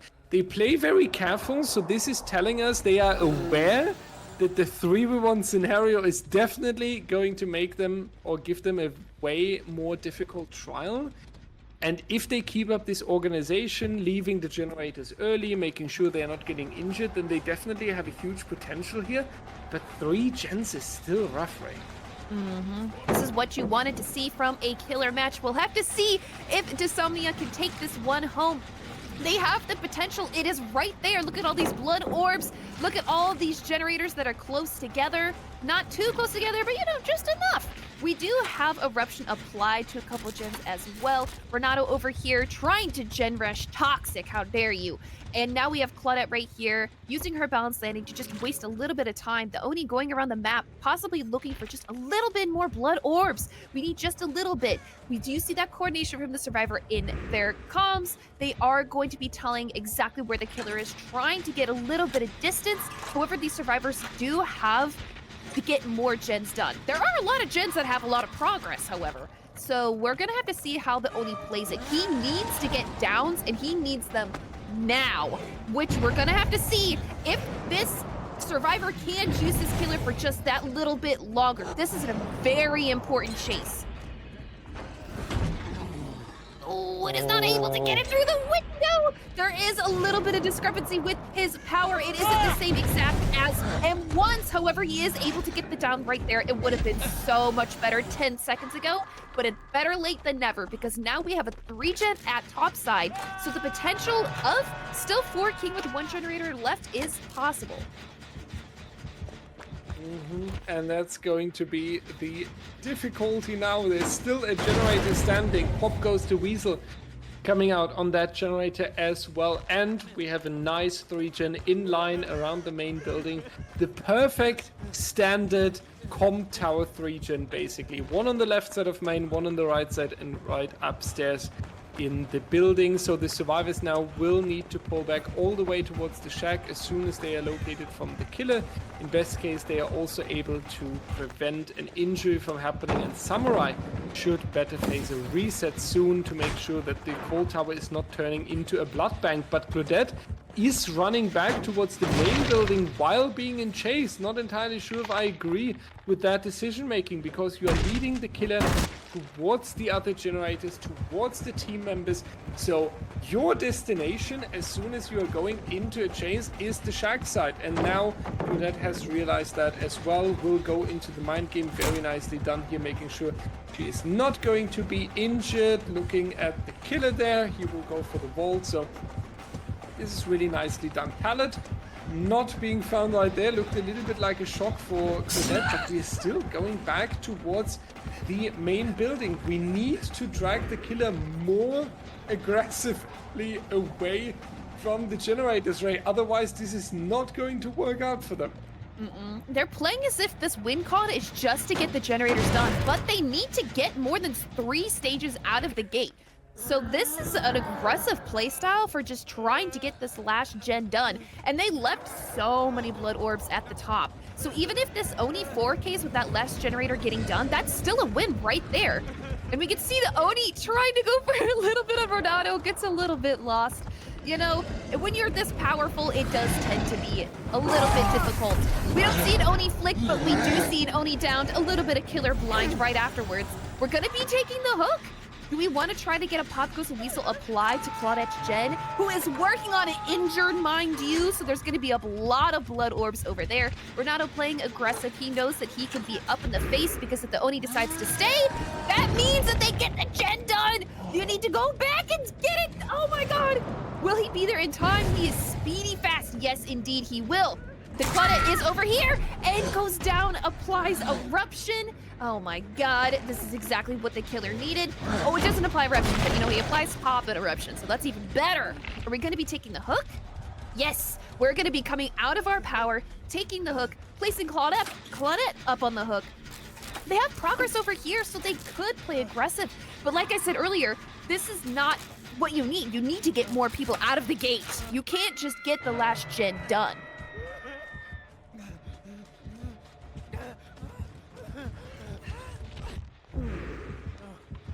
We have our power again. That's so rough. We apply Pop and Eruption onto that generator. Oh my god. And the save happens, but everybody's injured. There's blood orbs everywhere. At this point, if you're just Oni and you're going around slugging everybody, the game is over. And it might be exactly what we're gonna see here. That's so rough for the Survivor team. Now this power that we have as an addition here on top of the power we had before, and he doesn't make the jump into the locker, meaning that the Oni is not forced to go for a grab, not losing his power, and now starts the slug party. Right here, Claudette being found again. She will make it into the locker, but the Oni can accept that. Having 2 slugs at the same time is definitely what you are looking for. You can even go for the hook stage there on the Claudette if you would like to, and it seems like you're doing exactly that, making sure that Claudette is going to be eliminated in 60 seconds from now. Dwight has a difficult time as well. He will be easy to locate. He's making the grunts of pain, and he's leaving a lot of blood pools, so that's going to be a little bit of an easier task. We know where the Dwight was because Claudette just got rescued. We have the power once more, so high mobility, very dangerous. A reset doesn't really come in clutch because you will be immediately downed with a 1-hit anyway. But if you're staying injured on the other hand, then you are going to face a severe blood bank on the coal tower where the Oni will just proc the power again and again and again. And I like this about the Oni sets, that they are basically with an invisible timer, right? But at some point, when you spend too long on the coal tower, there's so much blood that the Oni is just basically becoming dominant and oppressive. And this timer is what I really love about this killer, that the Survivor team doesn't have an endless amount of resources to go for the objectives. Now we can only hope that Garafa is taking... what's playing killer? What's the name of the killer again? It's Arbuckle, thank you! It was Garafa before. Arbuckle is going to take the down here, and I was about to say, if he would have not guessed the correct generator, they would have made it all the way through. But now with another power and the 2v1 scenario, we are not going to get that rate. I call a 4K. Yep, I mean, the next hook wins.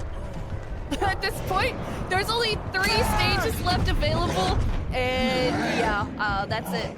This hook right here would secure the win. Will John Arbuckle go for the slug? Oh, come on, man! Just go for the slug.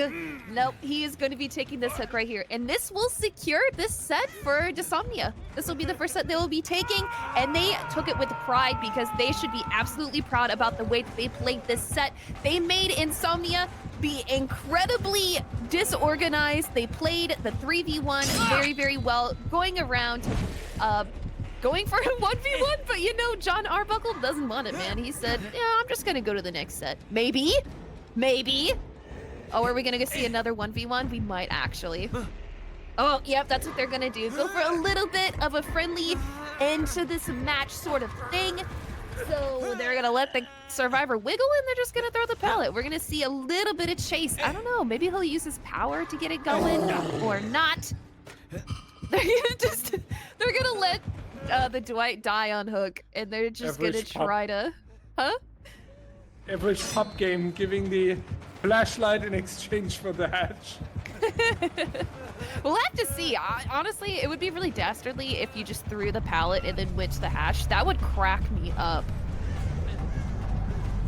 That would have been an insane move right there.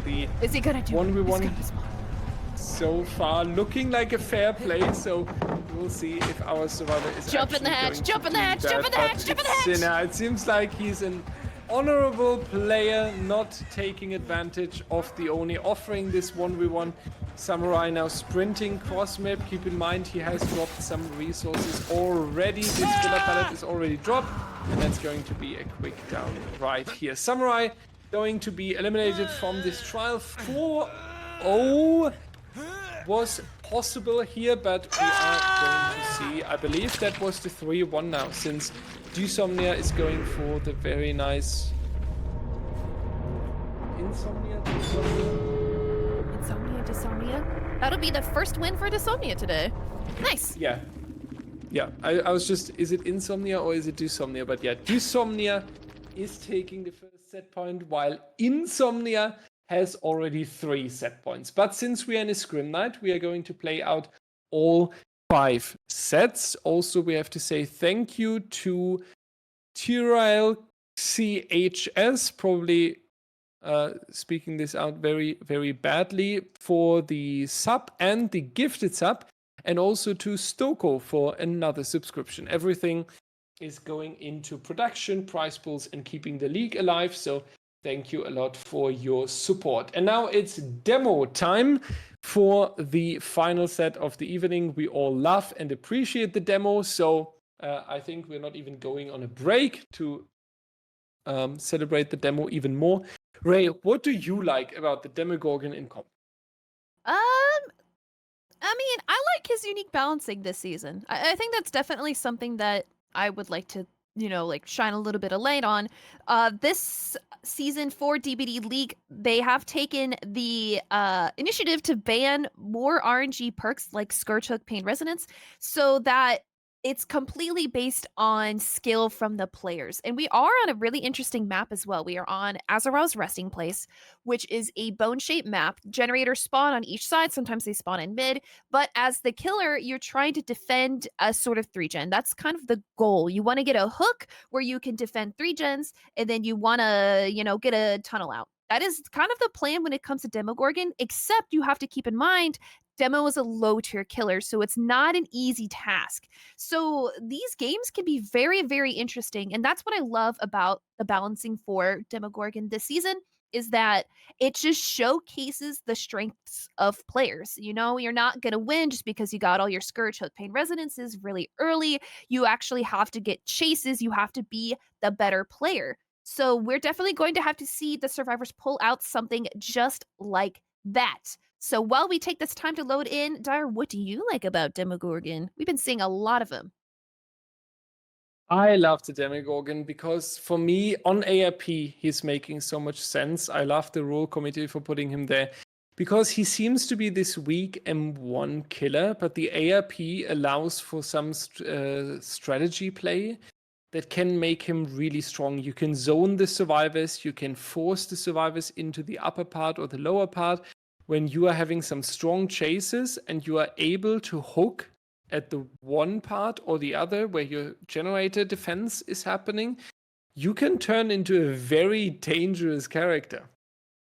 Mm-hmm. So yeah, that's what I like so much. I think my one and only favorite is still the Plague in comp setting, and I don't think any killer will be ever more enjoyable for me than the Plague, especially on the Suffocation Pit. But Demo, everyone just Demo. We love him in our normal matches. I mean, I'm always hyped when I see him in a pub match and it's a Demo. It makes a lot of fun to play against him. It's a very interactive mechanic that he brings up. So, yeah, definitely really, really nice. And it's John Arbuckle again. My guy has played all 5 killers of the evening for Team Dysomnia here. Definitely a lot of responsibility on his shoulders, a lot of flexibility in the killer roster as well. Always good to see that in the comp environment. With the agitation, we are seeing exactly what I just talked about. ARP having this potential that you can hook on the top side or the bottom side, and you can make it a very dangerous setup. So seeing the agitation here to support that just makes a lot of sense. And we are only actually using one quote-unquote slowdown perk if you don't count Corrupted Invention, which is Pop Goes a Weasel, which encountered a very heavy nerf this last balance patch that DBD did, or behavior did, I guess I should say. So it's not a lot of regression for this lower tier killer. We're gonna have to see some insane looping plays. This is 1v1 the killer. You are completely dependent on your ability to get a chase there. That pallet made a little bit of stronger wood is gonna be more difficult to break.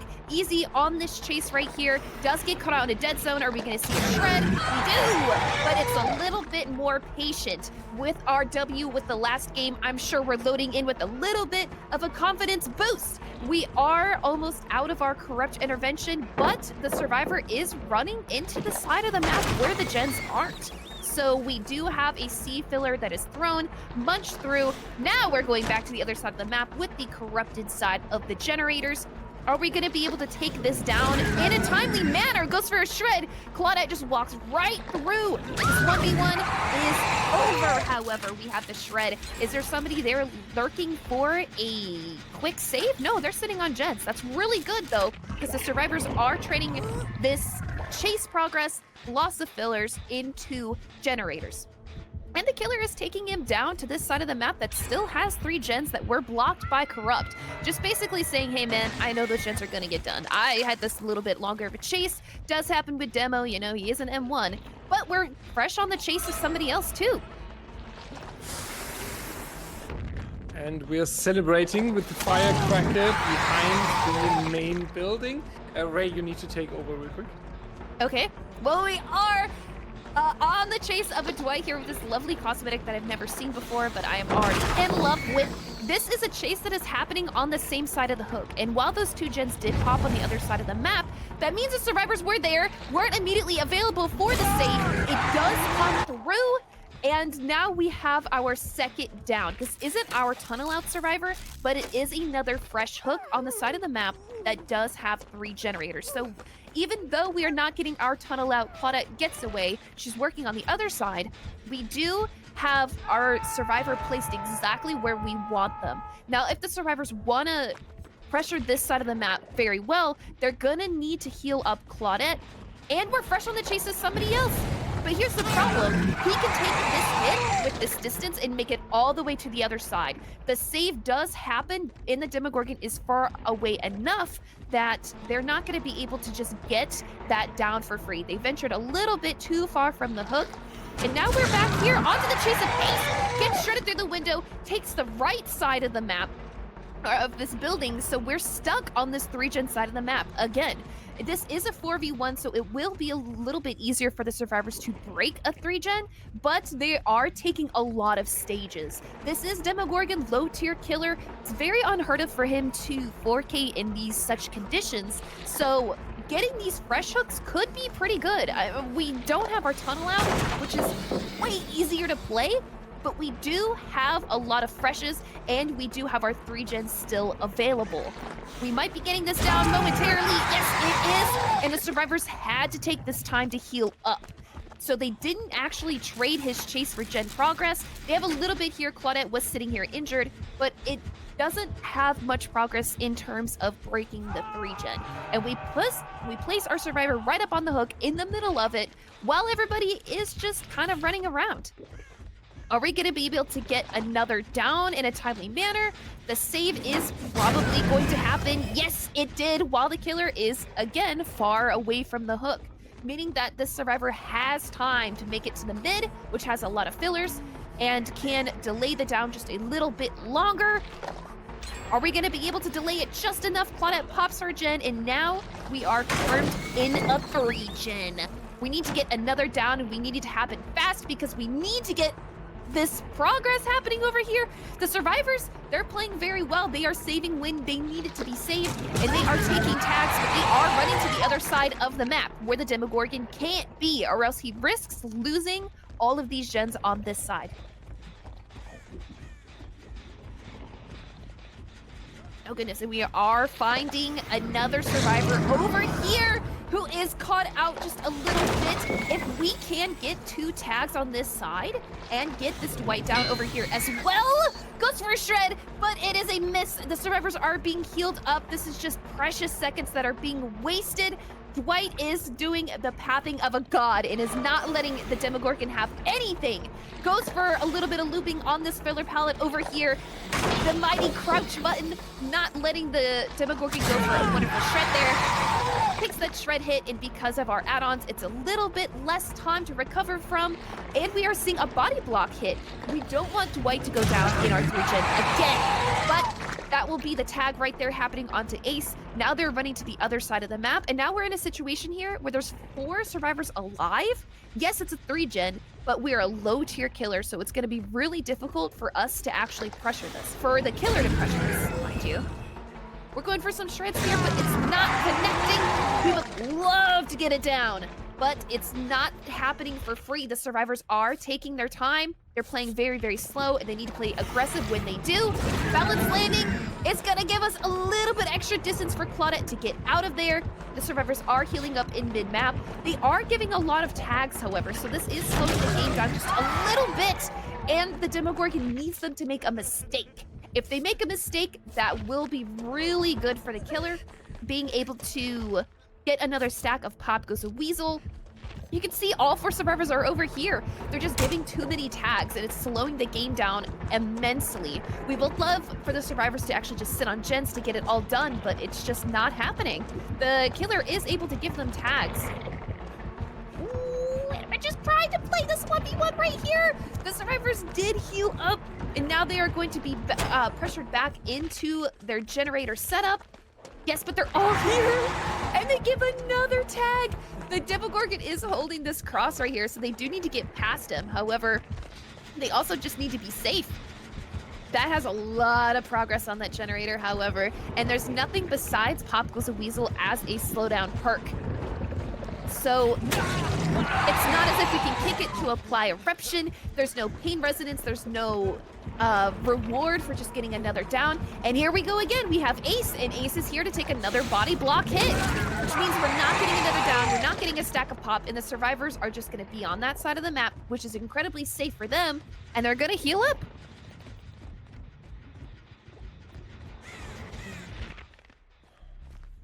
Yes, and we are playing really slow. We can see the survivors, they're respecting the heck out of this killer. They're saying, hey man, I can see that you are giving us tags. We don't want to die on the one side of the map. Oh goodness. Yeah, and now we're here searching for the survivor who was working on this generator. But they're gone. They're going to try to play a little bit more slowly. We see with the stealthing and the survivors resetting on the other side of the map, they're not getting very much generator progress for this game. It's been going on for quite a long time. They don't want to give any more stages. There's not a survivor that's close to being a tunnel out, so it's not as if they're in too much of immediate danger, but they are playing for the exact best result. Hey, we see our first portal placed! Actually, that's our second. I lied. Oh wait, no, it's our third! I didn't see them place the other ones. Yeah, we placed it right here on top of this hill.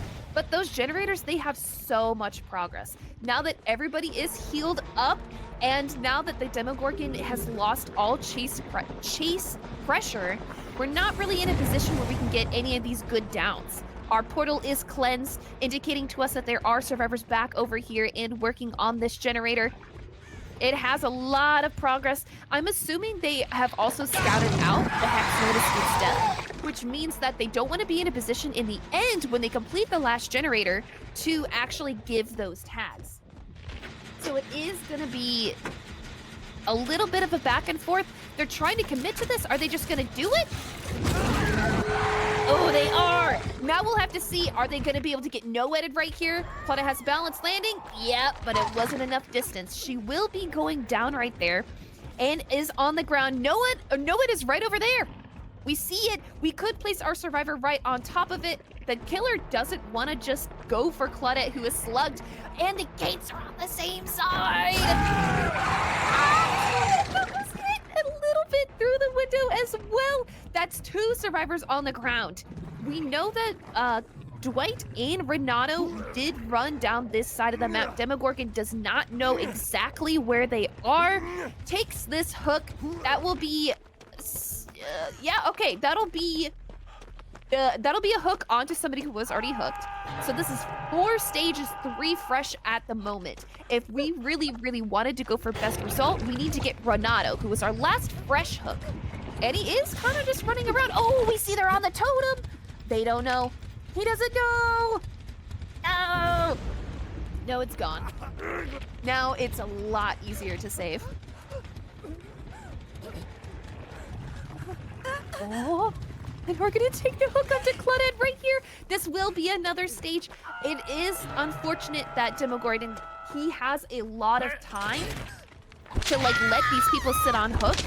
But the demo is an M1 killer, so saving with 4 survivors alive is really, really easy to do. So if the survivors take the time to heal up, they could definitely get some saves and not let anybody die. However, this hook right here is incredibly important because this is our last fresh hook, meaning that that'll give us 4 freshes. 1, 2, 3, 4, 5. This is about to be 6 stages for fresh. And the survivors are not gonna let the Demogorgon have any more because they're running away from the door. They're gonna wanna reset, save this guy, and get out of the gate without giving any more stages. Even at this point, if they were to let a survivor die, like Claudette or Ace, who has all of their stages already taken from them, that will prevent 2 stages, or that will prevent 1 stage more. So instead of just being a 1, 2, 3, 4, 5, 6, 7, 8, it'll be 7 stages for fresh if they let somebody die. But there's 3 healthy survivors. The gate is right there. Are they gonna try to go for opening the gate while pressuring the unhook? We'll have to see. No, they're all here, right here. Classic. It's not gonna be a 1-for-1. And the Demogorgon knows that it's really difficult to the Dwight out of position goes down. That'll be another hook. That's the 1 survivor you didn't want to be placed on the hook, because that'll be 2 stages if he dies. Are the survivors going to regroup? Are they going to refresh? Are they going to go back in to get him? They are running just out towards the gate. Yeah, they're just going to take it. That's going to be 3, 4, 5, 6, 7. Oh my god. I could see. I could see. Come back. Okay. 1, 2, 3, 4, 5, 6, 7, 8. 8 stages. 8 stages for fresh. That is a dastardly result to have on the Demogorgon, a low-tier killer. We'll have to see what the other side has to pull out from here. We'll be taking a moment. We'll be switching sides. Insomnia will be playing killer in this very last set against Dysomnia. Survivors, don't go anywhere, everybody. We'll be right back. We'll be taking a short break. Hello everyone, welcome back to the Azeroth resting place with the Demogorgon. We are having easy for the final trial. Also, sorry everyone that I have left you and especially Ray alone in the previous trial, but I got a call, work related, and that was an important one, so I had to take it.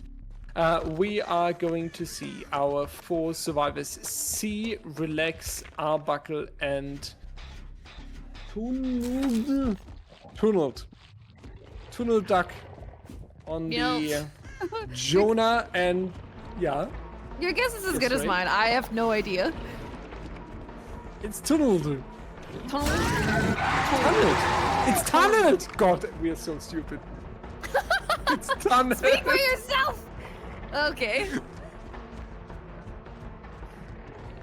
Yeah, this was my throw to you. It's your turn. Okay. I got it. We're already having our very first down happening. Insomnia is just playing so very well today with all of their killer games, survivor games. We did see a little bit of a sneaky Jake there, maybe trying to go for a pallet save, but it wasn't close enough. And you know what? Even worse, we only have a prestige 1 Demogorgon. No, he's so cute. I love him. We will be taking our very first hook incredibly early. Like I said in these Demogorgon sets, usually the game is just based off the 1v1 and the killer won the 1v1 early enough. We actually have forced hesitation as a perk, which makes downs happen incredibly scarily. That must have been why they weren't able to go for the pallet save, because forced hesitation made them slow down. There's no sprint burst allowed in Demogorgon sets. We just have Eruption as our slowdown perk. Instead of going for Pop Goes a Weasel, we have a little bit of a 3-gen perk that will allow us to regress generators that we kick. We also are able to get some downs here quicker. All we have to do is play this 1v1. The down did happen fairly early, but 2 gens are still popping, and we're having a little bit of a body block, allowing the Nia to make her way down to the side of the map that only has 2 generators available left. And we're just going to be playing out the rest of our chase. And this is honestly a good run from the survivors so far, getting this done here as well. Nia on the grind, even when injured, pulling out such a good one. And this is what you need for the gen pressure. This is what you need for making the killer a little bit more unsure. And oh poor Demo! Hitting his head, someone get him a helmet! But unfortunately, we also have a huge distance to the generators on the top side there. And that's rough, Ray, because we basically just lost, when we calculate everything together in this chase, minimum an entire minute down there. Now we have to cross back onto the ARP, and yeah, we have 20% over here, 70% over here, but if there's no quick down onto this Jake, we might actually have a lot of trouble. Good that we are getting the opposite. We're caster cursing the heck out of this Jake, because he does go down and he is on the same side as the generators. There is a small back and forth that is happening here, and we do have another survivor who is in danger, throws a pallet, hits him right on the noggin, doesn't go down just yet, but still is in a precarious situation, and we will be shredded upon. That is 2 downs, and the Demogorgon does have eyes, despite his lack of eyes, because he is on the chase of another survivor that he found. If you slug everybody, man, you know what? It doesn't matter if you're hooking or unhooking or camping, because everybody is dead. We don't have Unbreakable allowed. There's no perks that'll save these survivors if they get all 4-man slugged. You're not allowed to Kobe if you're placed upon a hook. So this could be a dangerous situation for the survivors. They need to play safe. They need to play it smart.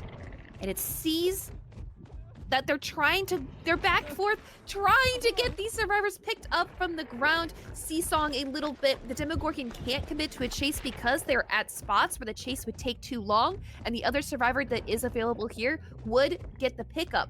But it's seeming like the Demogorgon is not really in a win situation. The survivors are crawling towards their teammates and will possibly get picked up. And now we're back towards the fun bus here. Double slug out of nowhere, the big turn. Jonah now being picked up, and that's going to be a little bit of chaos here. How many survivors will stay on the ground? One is for sure. Will we see the slug?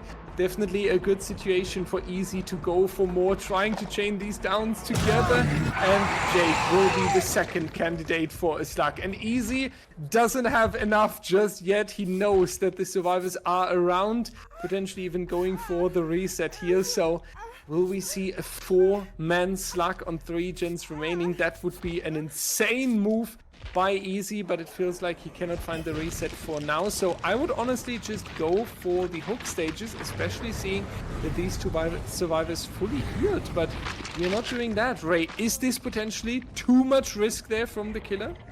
It might be. We see these survivors that are competent enough to come through with a good reset. We saw the bad start for them, but they were able to pull through. A little bit of disorganization here does lead to several survivors being slugged on the ground, but the killer does recognize when they are not allowed to slug all 4 of them. So we'll be taking the hook on the survivor and bringing them closer to the side of the map that is preferable. We do have Ace being picked up over here. Empathic connection making that heal speed incredibly quick, and the save happening onto the survivor right there means that we're in a really good reset spot. We're placing our portals down right on top of generators. That'll let us know if somebody is working on them and making the teleporting between them a little bit faster.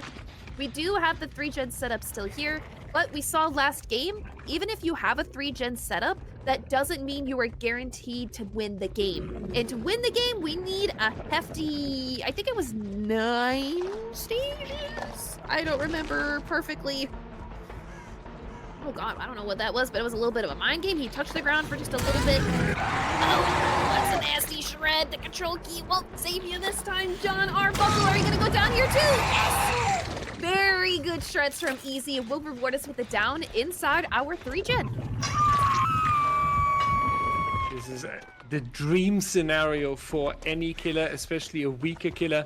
Like the Demogorgon, we talked about it earlier, ARP offers so much when once you have your hook stage inside of the generator setup that you're trying to defend, it's just looking so incredibly good. This is really what you're trying to look for, and yeah, now the Demogorgon here with free pressure, basically. You can keep an eye onto the gens, at least the gens that are really important to you. You keep an eye on the hook stage. The survivor is slowly progressing into the elimination. Good move now that they are getting him off the hook, making sure that they are going to be 4 survivors for a little bit longer. Forcing the window here was a smart try, but only if the Demogorgon hits that, and Ace doesn't. No, the base rule of hit taking. The injured survivor takes the inside, the helper takes the outside, unfortunately blocking each other off, and that's not even just staying with the down right there. We instead see the double slug on the top set of ARP here. Arbuckle will be back onto the hook. C is vibing onto the floor. Demogorgon definitely doing a lot for him. We are talking about 9 stages. Savannah is updating us in the background with the win condition. 4 we have at the moment, so almost half time. But considering we have a nice 3-gen setup, considering we have 1 elimination already, and that we have 3 more generators to do, I definitely see the potential here that there's a win. Yeah, that's just a little bit of a rough scenario to come back from. 3-gens are easier to break when you have 4 survivors alive, but a 3-gen with 3 serves is a little bit difficult of an ask, even though Demogorgon is considered a lower tier killer, especially when we keep getting found out trying to go for the save. The stealth of the survivors is not enough, and they will be taking these downs. There's still 2 gens to go, and they need to get back and save this guy. Is a little bit of a rough scenario. Honestly, the Demogorgon could just stay at the hook with the Ace and just let him die. He's got enough time. The survivors don't have enough generator progress to be able to pop all of them, especially whenever your reset is found. You find 2 survivors, the injured one and the non-injured one. This killer just needs to play a little bit smart, and he could 4K with 2 generators left, which would be really rough. And now we are going to see a little bit of back and forth on the choke point at the bottom side even. Easy now, not only caring about the 3-gen on the top side anymore, knowing that the survivors have to do quite some tasks here. They have to go for the heal on the Jake, they have to go for the unhook, they have to go for towards the generators, and he doesn't even want to hand out the bottom generators for free. Second stage on the hooked survivor, pretty much for free for the Demogorgon. So now, talking about the win condition, we are also reaching that much sooner, or we are much closer, considering that we need the 9 stages here. And 60 seconds is the second hook stage, so 40 seconds away from the elimination. Very soon we will have a 2v1 scenario. 3rd generator now completed, but wait, what's your prediction for this one? even think it's gonna be a prediction. I think it's just looking like this might be the L. Unfortunately, the killer played this so very well. Forced hesitation, putting in some good work this game. You saw the survivors try to set up for some pallet saves or just saves in general, but forced hezi, when you knock a survivor down, the survivors within, I believe it's 20 meters, are slowed. They're incredibly slowed, and it works through the hit speed that you get. So you can take a hit on a survivor and their speed boost that they get after they take that hit is also significantly slowed. So it makes slugging incredibly easy. So when you have this perk available in the game, you have to play super cautious, but the survivors were definitely caught out by it. We did see that their killer did not bring it, so maybe not having the practice against it, it makes scenarios such as these incredibly dangerous. And we will be taking the death onto that, and we have a bug. That was the bug that has caused DBDLeague finals to be delayed. 2 generators for the price of 1. Come get it, everybody. Well, it's hot.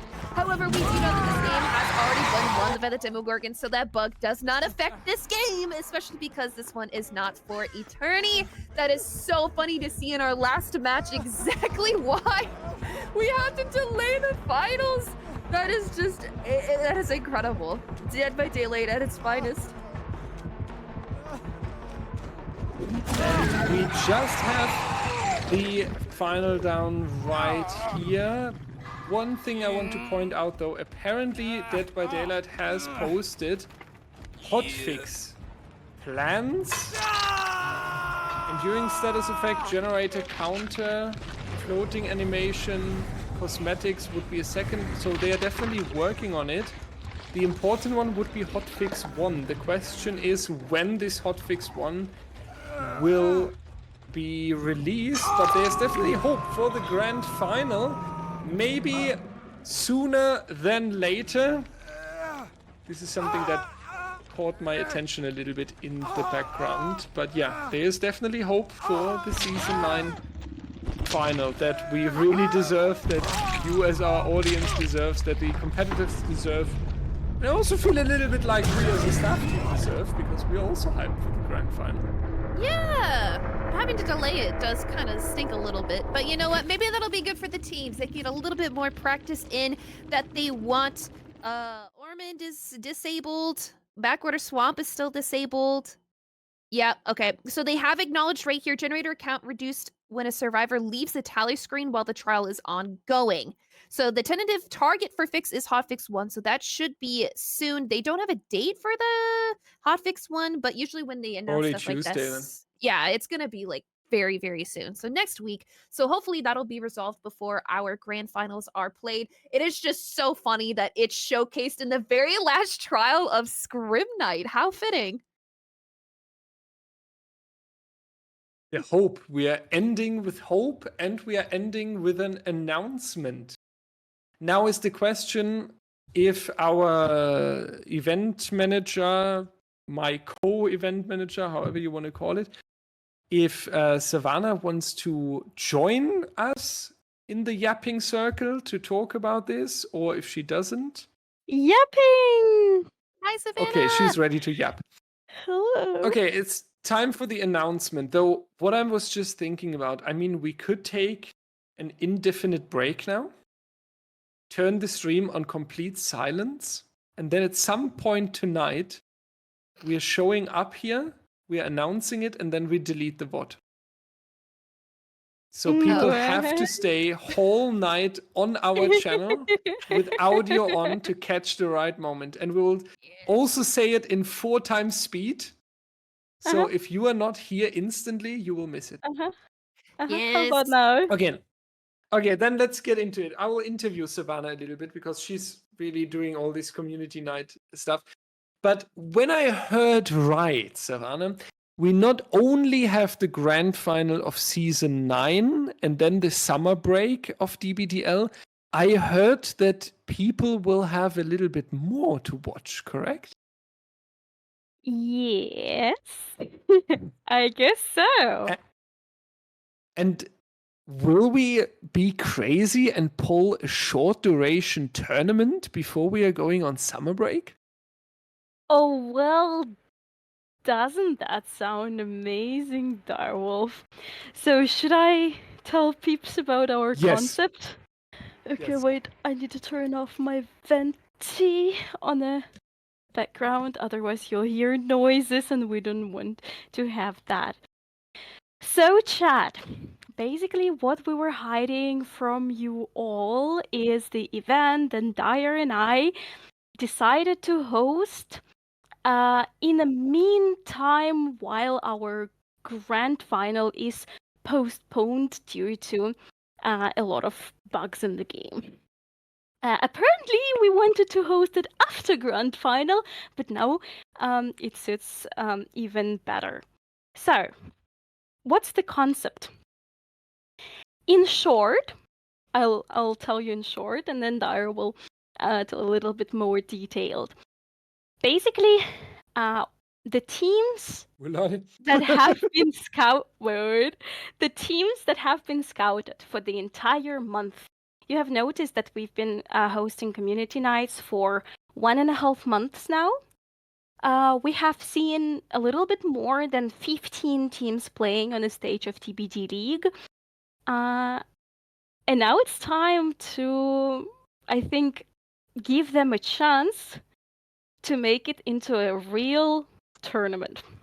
And as you know, we have AHL in front of us, right? We'll have All Hallows League in October, November, and this is the same tournament as we usually host in autumn. And we decided that we would run a small event with, I guess we took only 6 teams, right? Was it 6? Yes. Yeah. 6, yes. So we decided to have 6 teams that would verse each other in a double elimination. Was it double elimination? I also forgot that. I'm sorry. But basically, the let's go straight to the point. We will give the winner a guaranteed pass into All Hallows Leagues. We will host 2 weeks event where teams will be fighting each other, versing each other, and the team that will beat everyone, the teams that you have already seen on our stage, will be versing each other, and the winner will take a spot in All Hallows Leagues. Yeah, I think that pretty much sums up everything. So 6 hand-selected teams from the community night, hand-selected. We haven't messaged these teams yet. We will do that tonight because Saturday is the first match day of this event. As Savannah described, it was planned to happen in 10 days, but now the grand final needs to be delayed because of the bugs. So we basically have 3 days to set up the production, to set up the schedule, to set up the teams, asking them if they even want to participate. So it is all last minute, so it might fail somehow. But the idea would be these 6 teams that have proven themselves by being organized, by being fair playing, and especially by their performance. We will message them tonight. In best case, we get these 6 teams. Then we are hosting 2 groups. So 3 teams fighting against each other in one group on the Saturday, 3 teams fighting against each other on the Sunday in best of 3s. 1 team is dropping out of each group, and then we are moving on to the second weekend with 4 teams, 2 semifinals and 1 final. And this winner, who is staying at the end of this Scrim Night Cup, or whatever we will call it, we don't have a name yet, will be guaranteed one of the 16 competitors in AHL. We feel like that is a nice way to appreciate prize everyone. for a team. Yeah, it's we are getting them back on a more serious stage on the weekend as well, so the teams have a different chance of showing their names again, showing their teams again, and the winner having a guaranteed spot across the big stage basically is, I think, also something where we can express to a team, we see you, we realize you are great, and we would love to see you again. So this is the plan. And now Thank you. I would also add that go ahead. that's why every time when we welcome the team in. We send them a very, very long list of DBDL rule set, and we always say, please, let's keep it very serious and very responsible because we are watching, we're making notes, and we see what the team is capable of. We're looking at at first, even social skills of the teams, how they present themselves to us, how they talk to us, etc. So it's also very important. That's why we always say, let's keep it professional. And the 6 teams that we liked the most during these community nights tonight will get a message from us with an offer of participating in this event and trying to get the grand prize of making it into All Hallows Leagues. Also, in case you have any questions, for example, what if the team cannot play on the dates that you picked? Well, that would be very unfortunate because we are limited on the dates that we can pick. That's why if the team cannot make it, then unfortunately we will have to find a new team. So you guys be on your guard. You look in our announcement channel, especially if you have a team, especially if you signed up with your team, because if something goes wrong and we do not find the 6 teams that we wanted to, and we already have a list of them, then we will make a big announcement and we will try to find a team or scout a team from those who hasn't participated yet, right? With an Exactly, interview, of course. and I guess this is also like Savannah and me have a list. That's for sure, and we will get into the planning right after shutting down the stream with production artist as well, because it is last minute. But was there a team that you loved during the Scrim Nights? Is there a team, like, just send it in chat. We cannot guarantee it because maybe we have additional infos from behind the scenes where we say, okay, you guys are not aware, they were really slow or they were never responding or anything like that that holds us back. But do you have a team from the gameplay, from the fun, the Schinkenelei? Okay, that got me. But do you have a team where you feel like this is a team I saw in the community night, this team was fun to watch, this team was professional, this team was unique. I want to see them in this Scrim Night Cup. I want to give them the chance to fight for All Hallows League. I see Valentine's a couple of times. I think it's safe to say that they were on our list, right? They were. I think they were the first team that we actually named it together because they really got into our heart. They were very sweet and they were playing very nice and very sportsman.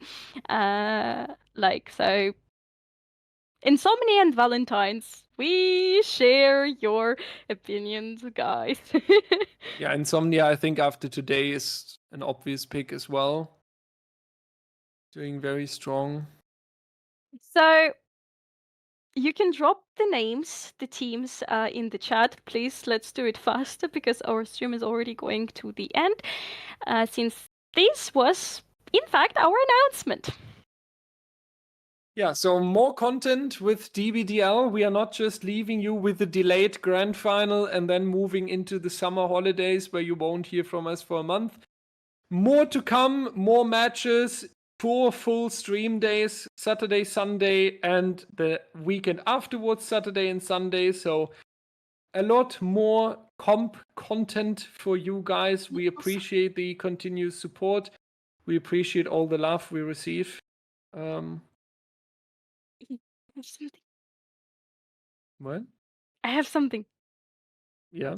What is this it? event is not the only thing that we're hosting. We still continue doing our community nights. For the teams who will not, unfortunately, make it in, you do not. How do we say it in English? Like, do not give up. Oh, this is so cringe sounding, but okay. let's say do not get upset because we still continue with our community nights. We will still host them every Wednesday and Thursday at 6 p.m. CET or 7 p.m. CET. You can always find it in the schedule on our Twitch channel.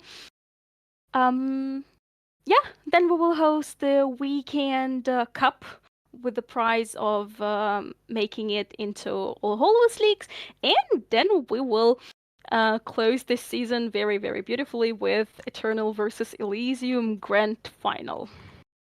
So there's so much ahead of you to watch. There's so much ahead of you to spectate. You will never be bored while you're with us with DBDLeague. We love you so much. Thank you for your support, guys. You are amazing. Low tier killer knight when? I don't really know. You I just had like one. the Don't idea. get greedy.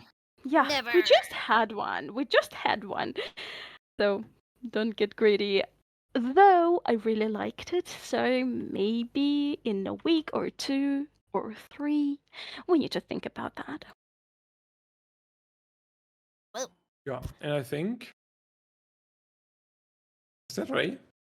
No. Yeah, it is. Is that Ray making noises? Wah, she sounded like a minion. Ray, what do you think about this idea?